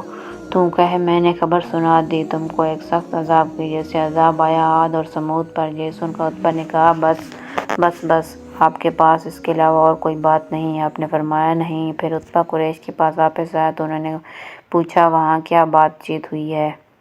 تو اس نے کہا میرے خیال میں آپ لوگ ان سے جتنی باتیں کرنا چاہتے تھے وہ سب باتیں میں نے ان کو کہہ دیں۔ تو انہوں نے پوچھا کہ انہوں نے تمہیں کیا کچھ جواب دیا؟ تو عتبہ نے کہا ہاں، لیکن پھر کہنے لگا نہیں، قسم ہے اس ذات کی جس نے کعبہ کو عبادت کا گھر بنایا، اس نے جتنی باتیں کی ان میں سے مجھے صرف یہی ایک بات سمجھ میں آئی ہے کہ وہ تم کو عاد و ثمود جیسے عذاب سے ڈرا رہا ہے۔ تو لوگوں نے کہا تیرا ناس ہو، عجیب بات ہے کہ وہ آدمی تم سے عربی زبان میں بات کرتا ہے اور تمہیں سمجھ میں نہیں آتا ہے کہ وہ کیا کہہ رہا ہے۔ تو عتبہ نے کہا میں کیا کروں؟ اس نے جتنی باتیں کہیں ان میں سے عذاب والی بات کے علاوہ اور کوئی بات سمجھ میں نہیں آئی۔ اور پھر عتبہ نے یہ بھی کہا کہ اگر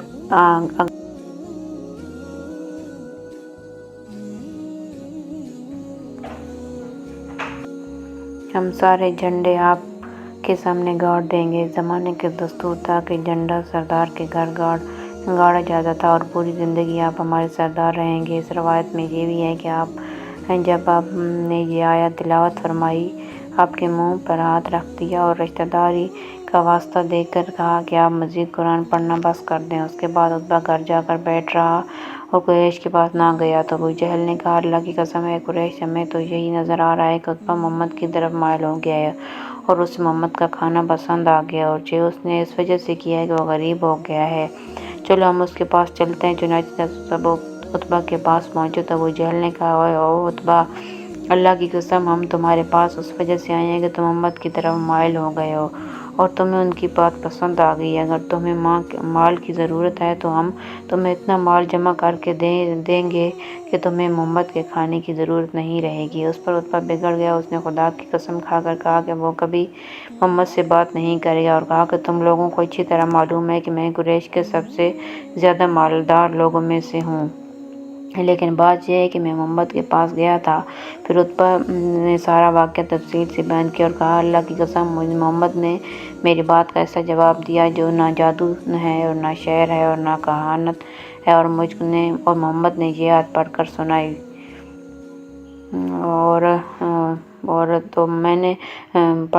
تو میں نے ان کے منہ پر ہاتھ رکھ دیا اور ان کو رشتہ داری کا واسطہ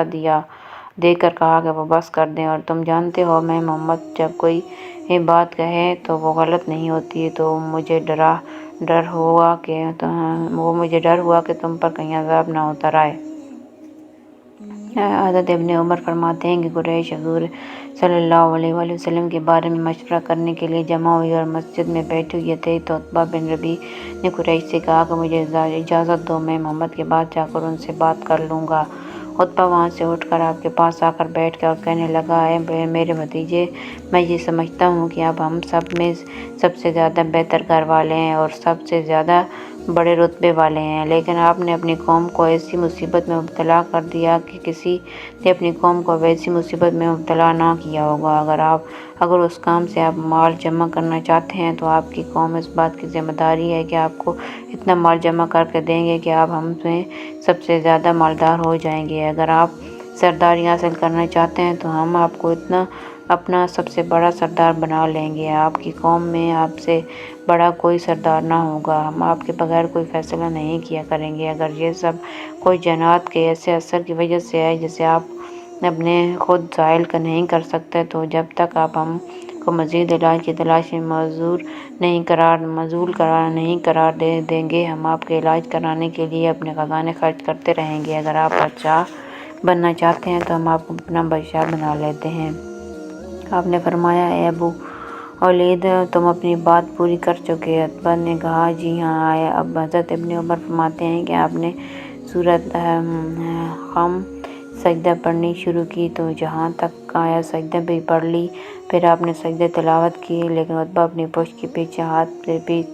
ٹیک کے بیٹھے رہا، پھر اس نے سجدہ نہ کیا۔ اس کے بعد آپ نے باقی سورت تلاوت فرمائی۔ جب آپ نے تلاوت سے فارغ ہوئے تو عتبہ وہاں سے کھڑا ہو گیا، لیکن وہ ان آیات کو سن کر اتنا مرعوب ہو گیا تھا کہ اسے کچھ سمجھ نہیں آ رہا تھا کہ اپنی قوم کو جا کر کیا بتائے۔ جب قریش نے اس کی واپس آتے ہوئے دیکھا تو آپس میں کہنے لگے، وہ جس حالت کے ساتھ یہ تمہارے پاس سے گیا تھا، اب اس کا چہرہ بتا رہا ہے کہ اب اس کی وہ حالت باقی نہیں رہی۔ عتبہ ان کے پاس آ کر بیٹھ کر کہنے لگا، اے جماعت قریش، میں نے ان کو تمام باتیں کہہ دیں جن کا تم نے مجھ کو حکم دیا تھا، یہاں تک کہ جب میں اپنی بات پوری کہہ چکا تو اس نے مجھے ایسا کلام سنایا کہ اللہ کی قسم میرے کانوں نے ویسا کلام کبھی نہیں سنا، اور مجھے کچھ سمجھ نہیں آ رہا تھا کہ اسے کیا جواب دوں۔ اے قریش، آج تم میری مان لو، آئندہ چاہے نہ ماننا۔ اس آدمی کو اپنے حال پر چھوڑ دو، اس سے الگ تھلگ رہو، کیونکہ اللہ کی قسم وہ جس کام پر لگی ہوئی ہیں وہ اسے چھوڑنے والے نہیں ہیں۔ باقی عربوں میں اسے کام کرنے دو، کیونکہ اگر وہ ان عربوں پر غالب آ گئے تو ان کی برتری تمہاری برتری ہوگی، ان کی عزت تمہاری عزت ہوگی، اور وہ عرب ان پر غالب آ گئے تو تمہارے بیچ میں آئے بغیر دوسروں کے ذریعے سے تمہارا مقصد حاصل ہو جائے گا۔ ان پر قریش نے کہا ہے کہ ایسا معلوم ہوتا ہے کہ اے ابو الولید کہ تم بھی بے دین ہو گئے ہو۔ حضرت مسعود بن مخرمہ اور حضرت مروان کہتے ہیں کہ حضور صلی اللہ علیہ وسلم عمرہ کے ارادے سے مدینہ سے صلح حدیبیہ کے موقع پر چلے۔ اس کے بعد بخاری نے ابو حدیث ذکر کیا ہے کہ جیسے کہ لوگوں کی ہدایت کا ذریعہ بننے والے اخلاق کے باب میں آئے گی۔ اس حدیث میں یہ مضمون بھی ہے کہ حضور صلی اللہ علیہ وسلم اور صحابہ کرام وادی حدیبیہ میں ٹھہرے ہوئے تھے، اور اتنے میں بدیل بن ورقہ اپنی قوم غزالیہ کی ایک جماعت کو لے کر آئے، اور یہ لوگ اہل تہامہ میں سے آپ سے سب سے زیادہ خیر خواہ تھے۔ انہوں نے کہا کہ میں کعب بن لؤی اور عمر بن لؤی کے پاس سے آ رہا ہوں، انہوں نے حدیبیہ کے چشموں پر پڑاؤ ڈالا ہوا ہے، اور وہ لڑنے کے لیے پوری طرح تیار ہو کر سارا سامان لے کر آئے ہیں، حتیٰ کہ ان کے ساتھ نئی بیائی اور پرانی بیائی اونٹنیاں بھی ہیں، اور آپ سے لڑنا چاہتے ہیں، آپ کو بیت اللہ سے روکیں گے۔ اور آپ نے فرمایا کہ ہم کسی سے لڑنے کے لیے نہیں آئے، بلکہ ہم تو عمرہ کرنے آئے ہیں۔ ہم بہت حیران ہیں کہ وہ لڑائی کے لیے تیار ہو کر آ گئے ہیں، حالانکہ لڑائیوں نے تو قریش کو بہت تھکا دیا ہے، ان کو بہت نقصان پہنچایا ہے۔ اگر وہ چاہیں تو میں ان سے ایک عرصے تک کے لیے صلح کرنے کو تیار ہوں۔ اس عرصے میں وہ میرے اور لوگوں کے درمیان کوئی مداخلت نہیں کریں گے، اور میں اس عرصے میں دوسرے لوگوں کو دعوت دیتا رہوں گا۔ اگر دعوت دے کر میں لوگوں پر غالب آ گیا اور لوگ میرے دین میں داخل ہو گئے تو پھر قریش کی مرضی ہے کہ اگر وہ چاہیں تو بھی اس دین میں داخل ہو جائیں جس میں دوسرے لوگ داخل ہوں گے۔ اگر غالب نہ آیا تو دوسرے لوگوں نے غالب آ کر مجھے ختم کر دیا تو پھر یہ لوگ آرام سے رہیں گے، اور اگر وہ اس دین میں داخل ہونے سے انکار کر دیں تو اس ذات کی قسم جس کے قبضے میں میری جان ہے، میں ان سے اس دین کے لیے ضرور لڑوں گا، یہاں تک کہ میری گردن میرے جسم سے الگ ہو جائے، یعنی مجھے مار دیا جائے، اگر اللہ کا دین ضرور چل کر رہے گا۔ طبرانی میں ان دونوں حضرات حضرت مسعود اور حضرت مروان سے یہی حدیث منقول ہے کہ جس کے آخر میں یہ مضمون ہے کہ آپ نے فرمایا، قریش کی حالت پر بڑا افسوس ہے کہ لڑائی ان کو کھا گئی ہے، یعنی لڑائی نے ان کو بہت کمزور کر دیا ہے اور پھر لڑنے کے لیے تیار ہو گئے ہیں۔ اس بات میں ان کا کیا نقصان ہے وہ کہ مجھے دوسرے عربوں میں دعوت کا کام کرنے دیں اور بیچ میں مداخلت نہ کریں۔ اگر دوسرے عربوں نے غالب آ کر مجھے ختم کر دیا تو قریش کی دلی منشا پوری ہو جائے گی، اور اگر اللہ نے مجھے عربوں پر غالب کر دیا تو وہ قریش بھی سارے کے سارے اسلام میں داخل ہو جائیں گے۔ اگر قریش اسلام میں داخلہ قبول نہ کریں تو مجھ سے لڑ لیں، اور اس وقت ان کے پاس قوت بھی ہوگی۔ قریش کیا سمجھتے ہیں کہ اللہ کی قسم جس دین کو دے کر اللہ نے مجھے بھیجا ہے، میں اس کی وجہ سے ان سے لڑتا رہوں گا، یہاں تک کہ یا تو اللہ تعالیٰ مجھے غالب کر دے گا یا یہ گردن میرے جسم سے الگ ہو جائے گی۔ حضرت سہل بن سعید فرماتے ہیں کہ حضور نے غزوہ خیبر کے دن فرمایا کہ کل میں یہ جھنڈا ایسے شخص کو دوں گا جس کے ہاتھ اللہ تعالیٰ خیبر فتح فرمائیں گے، اور وہ اللہ اور اس کے رسول سے محبت کرتا ہے، اور اللہ اور اس کے رسول بھی اس سے محبت کرتے ہیں۔ حضرت سہل فرماتے ہیں کہ لوگوں نے ساری رات اس فکر میں گزاری کہ دیکھیے جھنڈا کس کو ملتا ہے۔ صبح ہوتی ہی سب حضور کی خدمت میں حاضر ہوئے، اور ہر ایک کی یہ تمنا تھی کہ جھنڈا اس کو ملے، تو آپ نے فرمایا، علی ابن ابی طالب کہاں ہیں؟ لوگوں نے عرض کیا، یا رسول اللہ ان کی آنکھیں دکھ رہی ہیں۔ حضرت سہل فرماتے ہیں کہ حضور نے آدمی بھیج کر حضرت علی کو بلایا۔ وہ آئے تو ان کی آنکھوں پر حضور صلی اللہ علیہ وسلم نے دم فرمایا، ان کے لیے دعا فرمائی اور فوراً ایسے سرچاب ہو گئے جیسے کوئی تکلیف ہی نہ تھی، اور ان کو جھنڈا دیا۔ تو حضرت علی نے عرض کیا، یا رسول اللہ، کیا میں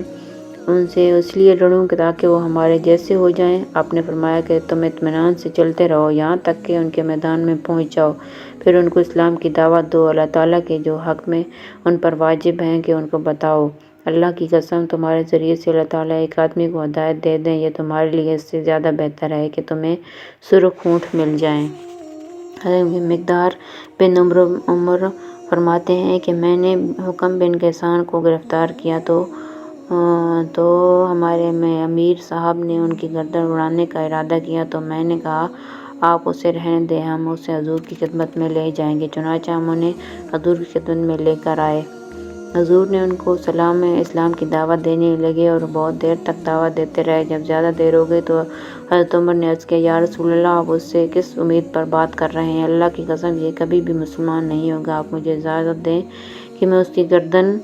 اڑا دوں تاکہ یہ جہنم رسید ہو جائے۔ لیکن حضور نے حضرت عمر کی بات کی طرف توجہ نہ فرمائی، اسے مسلسل دعوت دیتے رہے یہاں تک کہ حکم مسلمان ہو گئے۔ حضرت عمر فرماتے ہیں کہ جو ہی میں نے ان کو مسلمان ہوتے ہوئے دیکھا تو اگلے پچھلے تمام خیالات نے مجھے گھیر لیا، اور میں نے اپنے دل میں کہا کہ جس بات کو حضور مجھ سے زیادہ جانتے ہیں، میں اس بات میں کیسے جسارت کر بیٹھتا ہوں۔ پھر میں نے سوچا کہ میں نے اللہ اور رسول کی خیر خواہی میں بات کی تھی۔ حضرت عمر فرماتے ہیں کہ حضرت حکم مسلمان ہوئی اور بہت اچھے مسلمان بنے، اللہ کے راستے میں جہاد کرتے رہے، یہاں تک کہ بیرون کے موقع پر شہادت کا مرتبہ پایا، اور حضور ان سے راضی تھے اور وہ جنت میں داخل ہوئی۔ حضرت ظاہری کی روایت میں اس طرح ہے کہ حضرت حکم نے پوچھا کہ اسلام کیا ہے؟ آپ نے فرمایا کہ تم ایک اللہ کی عبادت کرو جس کا کوئی شریک نہیں، اور اس بات کی گواہی دو کہ محمد اللہ کے ہمارے بندے اور رسول ہیں۔ اس پر حضرت حکم نے کہا کہ میں نے اسلام قبول کر لیا۔ اس پر حضور نے اپنے صحابہ کی طرف متوجہ ہو کر فرمایا کہ اگر میں اس بارے میں ابھی تمہاری بات مان کر اسے قتل کر دیتا تو یہ دوزخ میں چلا جاتا۔ حضرت ابن عباس فرماتے ہیں کہ حضور اقدس نے حضرت حمزہ کے قتل وحشی بن حرب کے پاس اسلام کی دعوت دینے کے لیے آدمی بھیجا۔ حضرت وحشی نے جواب میں یہ پیغام بھیجا کہ آپ مجھے کیسے اسلام کی دعوت دے رہے ہیں، حالانکہ آپ خود یہ کہتے ہیں کہ قاتل اور مشرک اور زانی دوزخ میں جائیں گے اور قیامت کے دن ان پر عذاب دگنا ہوگا، ہمیشہ ذلیل ہو کر جہنم میں پڑے رہیں گے، اور میں نے یہ سب کام کیے ہیں، تو کیا میرے لیے آپ کے خیال میں ان برے کاموں کی سزا سے بچنے کی کوئی گنجائش ہے؟ تو اللہ جلال نے فوراً یہ آیت نازل فرمائی جس کا ترجمہ یہ ہے، مگر جس نے توبہ کی اور یقین لایا اور کیا کچھ کام نیک، سو ان کو بدل دے گا اللہ برائیوں کی جگہ بھلائیاں اور ہیں، اللہ بخشنے والا مہربان۔ اس آیت کو سن کر حضرت وحشی نے کہا، توبہ اور ایمان اور عمل صالح کی شرط بہت کڑی ہے اور شاید میں اسے پورا نہ کر سکوں۔ اس پر اللہ تعالیٰ نے یہ آیت نازل فرمائی جس کا ترجمہ یہ ہے کہ بے شک اللہ نہیں بخشتا اس کو جو اس کا شریک کرے، اور بخشتا ہے اس سے نیچے کے گناہ جس کو چاہے۔ اور اس پر حضرت وحشی نے کہا، مغفرت تو اللہ کے چاہنے سے موقوف ہو گئی، پتہ نہیں اللہ مجھے بخشیں گے یا نہیں، کیا اس کے علاوہ کچھ اور گنجائش ہے؟ تو اللہ تعالیٰ نے یہ آیت فرمائی جس کا ترجمہ یہ ہے، بندو میرے جنہوں نے کی زیادتی کی ہے اپنی جان پر آس مت توڑو اللہ کی مہربانی سے، بے شک اللہ بخشتا ہے سب گناہ، وہ جو ہے وہی ہے گناہ معاف کرنے والا مہربان۔ اس پر حضرت وحشی نے فرمایا کہ ہاں یہ ٹھیک ہے، اور مسلمان ہو گئے۔ اس پر لوگوں نے عرض کیا، یا رسول اللہ، ہم نے بھی وہی گناہ کیے ہیں جو حضرت وحشی نے کیے تھے، تو یہ آیت ہمارے لیے بھی ہے؟ آپ نے فرمایا ہاں، یہ تمام مسلمانوں کے لیے ہے۔ حضرت ابن عباس فرماتے ہیں کہ کچھ مشرک لوگوں نے خوب قتل کیا تھا اور خوب زنا کیا تھا، اور وہ لوگ حضور اقدس کی خدمت میں حاضر ہو کر کہنے لگے، آپ جو بات کہتے ہیں اور جس کی آپ دعوت دیتے ہیں وہ بہت اچھی ہے، آپ ہمیں بتائیں کہ ہم نے جو گناہ کیے ہیں کیا ان کا کوئی کفارہ ہو سکتا ہے؟ اس پر یہ آیت نازل ہوئی۔ پچھلی حدیث سے یہ معلوم ہے کہ یہ آیت حضرت وحشی کے بارے میں نازل ہوئی تھی۔ اس حدیث سے یہ معلوم ہو رہا ہے کہ یہ آیت چند مشرک لوگوں کے بارے میں نازل ہوئی۔ آپ فرماتے ہیں کہ حضور اقدس ایک مرتبہ سفر غزوہ غزوات سے واپس تشریف لائے۔ آپ نے مسجد میں جا کر 2 رکعت نماز پڑھی اور آپ کو یہ بات پسند تھی کہ سفر سے واپسی پر پہلے مسجد میں جائیں اور اس میں 2 رکعت نماز پڑھیں، پھر حضرت فاطمہ کے گھر جائیں اور ان کے بعد ازواج مطہرات کے گھروں میں جائیں۔ چنانچہ ایک مرتبہ سفر سے واپس تشریف لائے اور اپنی ازواج مطہرات کے گھروں سے پہلے حضرت فاطمہ کے گھر تشریف لے گئے تو حضرت فاطمہ نے اپنے گھر کے دروازے پر آپ کا استقبال کیا اور آپ کے چہرے انور اور آنکھوں کا بوسہ لینے لگیں اور رونے لگیں تو ان سے حضور نے فرمایا، کیوں روتی ہو؟ انہوں نے عرض کیا، یا رسول اللہ، آپ کی یہ حالت دیکھ کر رو رہی ہوں کہ آپ کا رنگ سفر کی مشقت کی وجہ سے بدل چکا ہے اور آپ کے کپڑے پرانے ہو گئے ہیں۔ تو ان سے آپ نے فرمایا، اے فاطمہ مت رو، اللہ نے تمہیں باپ کو ایسا دین دے بغیر بھیجا ہے جس کو اللہ روئے زمین کے ہر پکے گھر میں اور ہر کچے گھر میں ہر انہی خیمے میں ضرور داخل کریں گے۔ جو اسلام میں داخل ہوں گے وہ عزت پائیں گے اور جو داخل نہیں ہوں گے وہ ذلیل ہوں گے، اور دنیا کے جتنے حصے میں رات پہنچی ہے اتنے حصے میں یہ دین بھی پہنچے گا، یعنی ساری دنیا میں پہنچ کر رہے گا۔ حضرت تمیم داری فرماتے ہیں کہ میں نے حضور اقدس کو یہ فرماتے سنا کہ جہاں تک دن رات پہنچتے ہیں، یعنی ساری دنیا میں یہ دین ضرور پہنچے گا اور ہر پکے اور کچے گھر میں اللہ تعالیٰ اس دین کو ضرور داخل کریں گے اور ماننے والے کو عزت دے کر اور نہ ماننے والے کو ذلیل کر کے۔ چنانچہ اسلام اور اہل اسلام کو اللہ پاک عزت دیں گے اور کفر کو ذلیل اور رسوا کریں گے۔ حضرت تمیم داری فرمایا کرتے تھے کہ میں نے اس منظر کو ایسے اپنے خاندان میں اچھی طرح دیکھا کہ میں ان میں سے جو مسلمان ہوئے خیر و شرافت اور عزت نے ان کے قدم چومے اور جو کافر رہے وہ ذلیل ہوئے، ان کو جھوٹا بننا پڑا اور جزیہ دینا پڑا۔ حضرت انس فرماتے ہیں کہ حضرت ابو موسیٰ نے مجھے ستر کی فتح کی خوشخبری سنانے کے لیے مجھے حضرت عمر کے پاس بھیجا۔ قبیلہ بکر بن وائل کے 6 آدمی مرتد ہو کر مشرکین سے جا ملے تھے اور ان کے بارے میں حضرت عمر نے مجھ سے پوچھا کہ بکر بن وائل کے ان آدمیوں کا کیا ہوا؟ میں نے کہا، اے امیر المومنین، وہ لوگ مرتد ہو کر مشرکین سے جا ملے ہیں، ان کا علاج تو یہی تھا کہ ان کو قتل کر دیا جائے۔ تو حضرت عمر نے فرمایا، وہ لوگ صحیح سالم میرے ہاتھ آ جاتے تو یہ مجھے ساری دنیا کے سونے چاندی سے زیادہ پسند ہوتا۔ میں نے کہا، امیر المومنین، اگر وہ آپ کے ہاتھ آ جاتے تو آپ ان کے ساتھ کیا برتاؤ کرتے؟ انہوں نے مجھ سے فرمایا کہ وہ اسلام کے جس دروازے سے باہر نکل گئے تھے میں ان پر اسی دروازے سے واپس آ جانے کو پیش کرتا، پھر اگر وہ اسلام کی طرف واپس آ جاتے تو میں ان کے اسلام کو قبول کر لیتا، ورنہ انہیں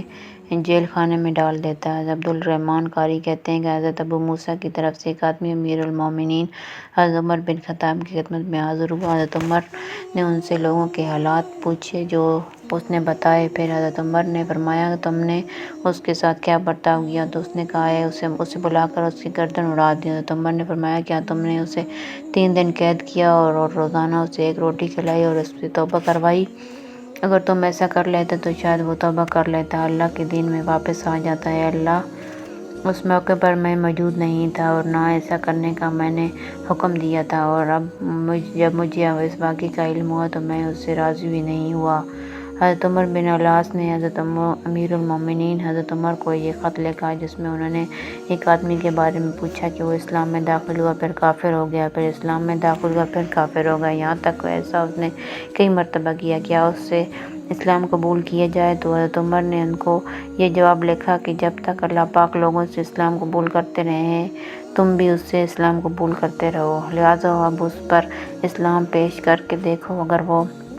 قبول کر لے تو اسے چھوڑ دو ورنہ اس کی گردن اڑا دو۔ حضرت ابو عمران جونی کہتے ہیں کہ حضرت عمر کا ایک راہب کے پاس سے گزرا ہوا آپ وہاں کھڑے ہو گئے اور لوگوں نے راہب کو پکار کر کہا، یہ امیر المومنین ہے۔ اس نے جھانک کر دیکھا تو اس پر تکلیف اٹھانے اور مجاہدہ کرنے اور ترک دنیا کے آثار نمایاں تھے، یعنی مجاہدوں کی کثرت کی وجہ سے بہت خستہ حال اور کمزور ہو رہا تھا۔ اسے دیکھ کر حضرت عمر رو دیے تو ان سے کسی نے کہا، اب روئیں مت، یہ تو نصرانی ہے، مسلمان نہیں ہے۔ تو حضرت عمر نے فرمایا، یہ مجھے معلوم ہے، لیکن مجھے اس پر ترس آ رہا ہے اور اللہ تعالیٰ کا ارشاد ہے، یہ یاد آ رہا ہے، جس کا ترجمہ یہ ہے کہ بہت سے لوگ محنت کرنے والے تھکے ہوئے ہیں، گریں گے دیکھتے ہوئے آگ میں، یعنی کافر لوگ جو دنیا میں بڑی بڑی ریاضت کرتے ہیں، اللہ کے ہاں کچھ قبول نہیں ہوتی، اس لیے دنیا کی مشقتیں اٹھانے کے باوجود دوزخ میں جائیں گے۔ مجھے اس بات پر ترس آیا کہ دنیا میں تھکا دینے والی محنت کر رہا ہے اور اتنے مجاہدے برداشت کر رہا ہے، لیکن مر کر بھی دوزخ میں جائے گا۔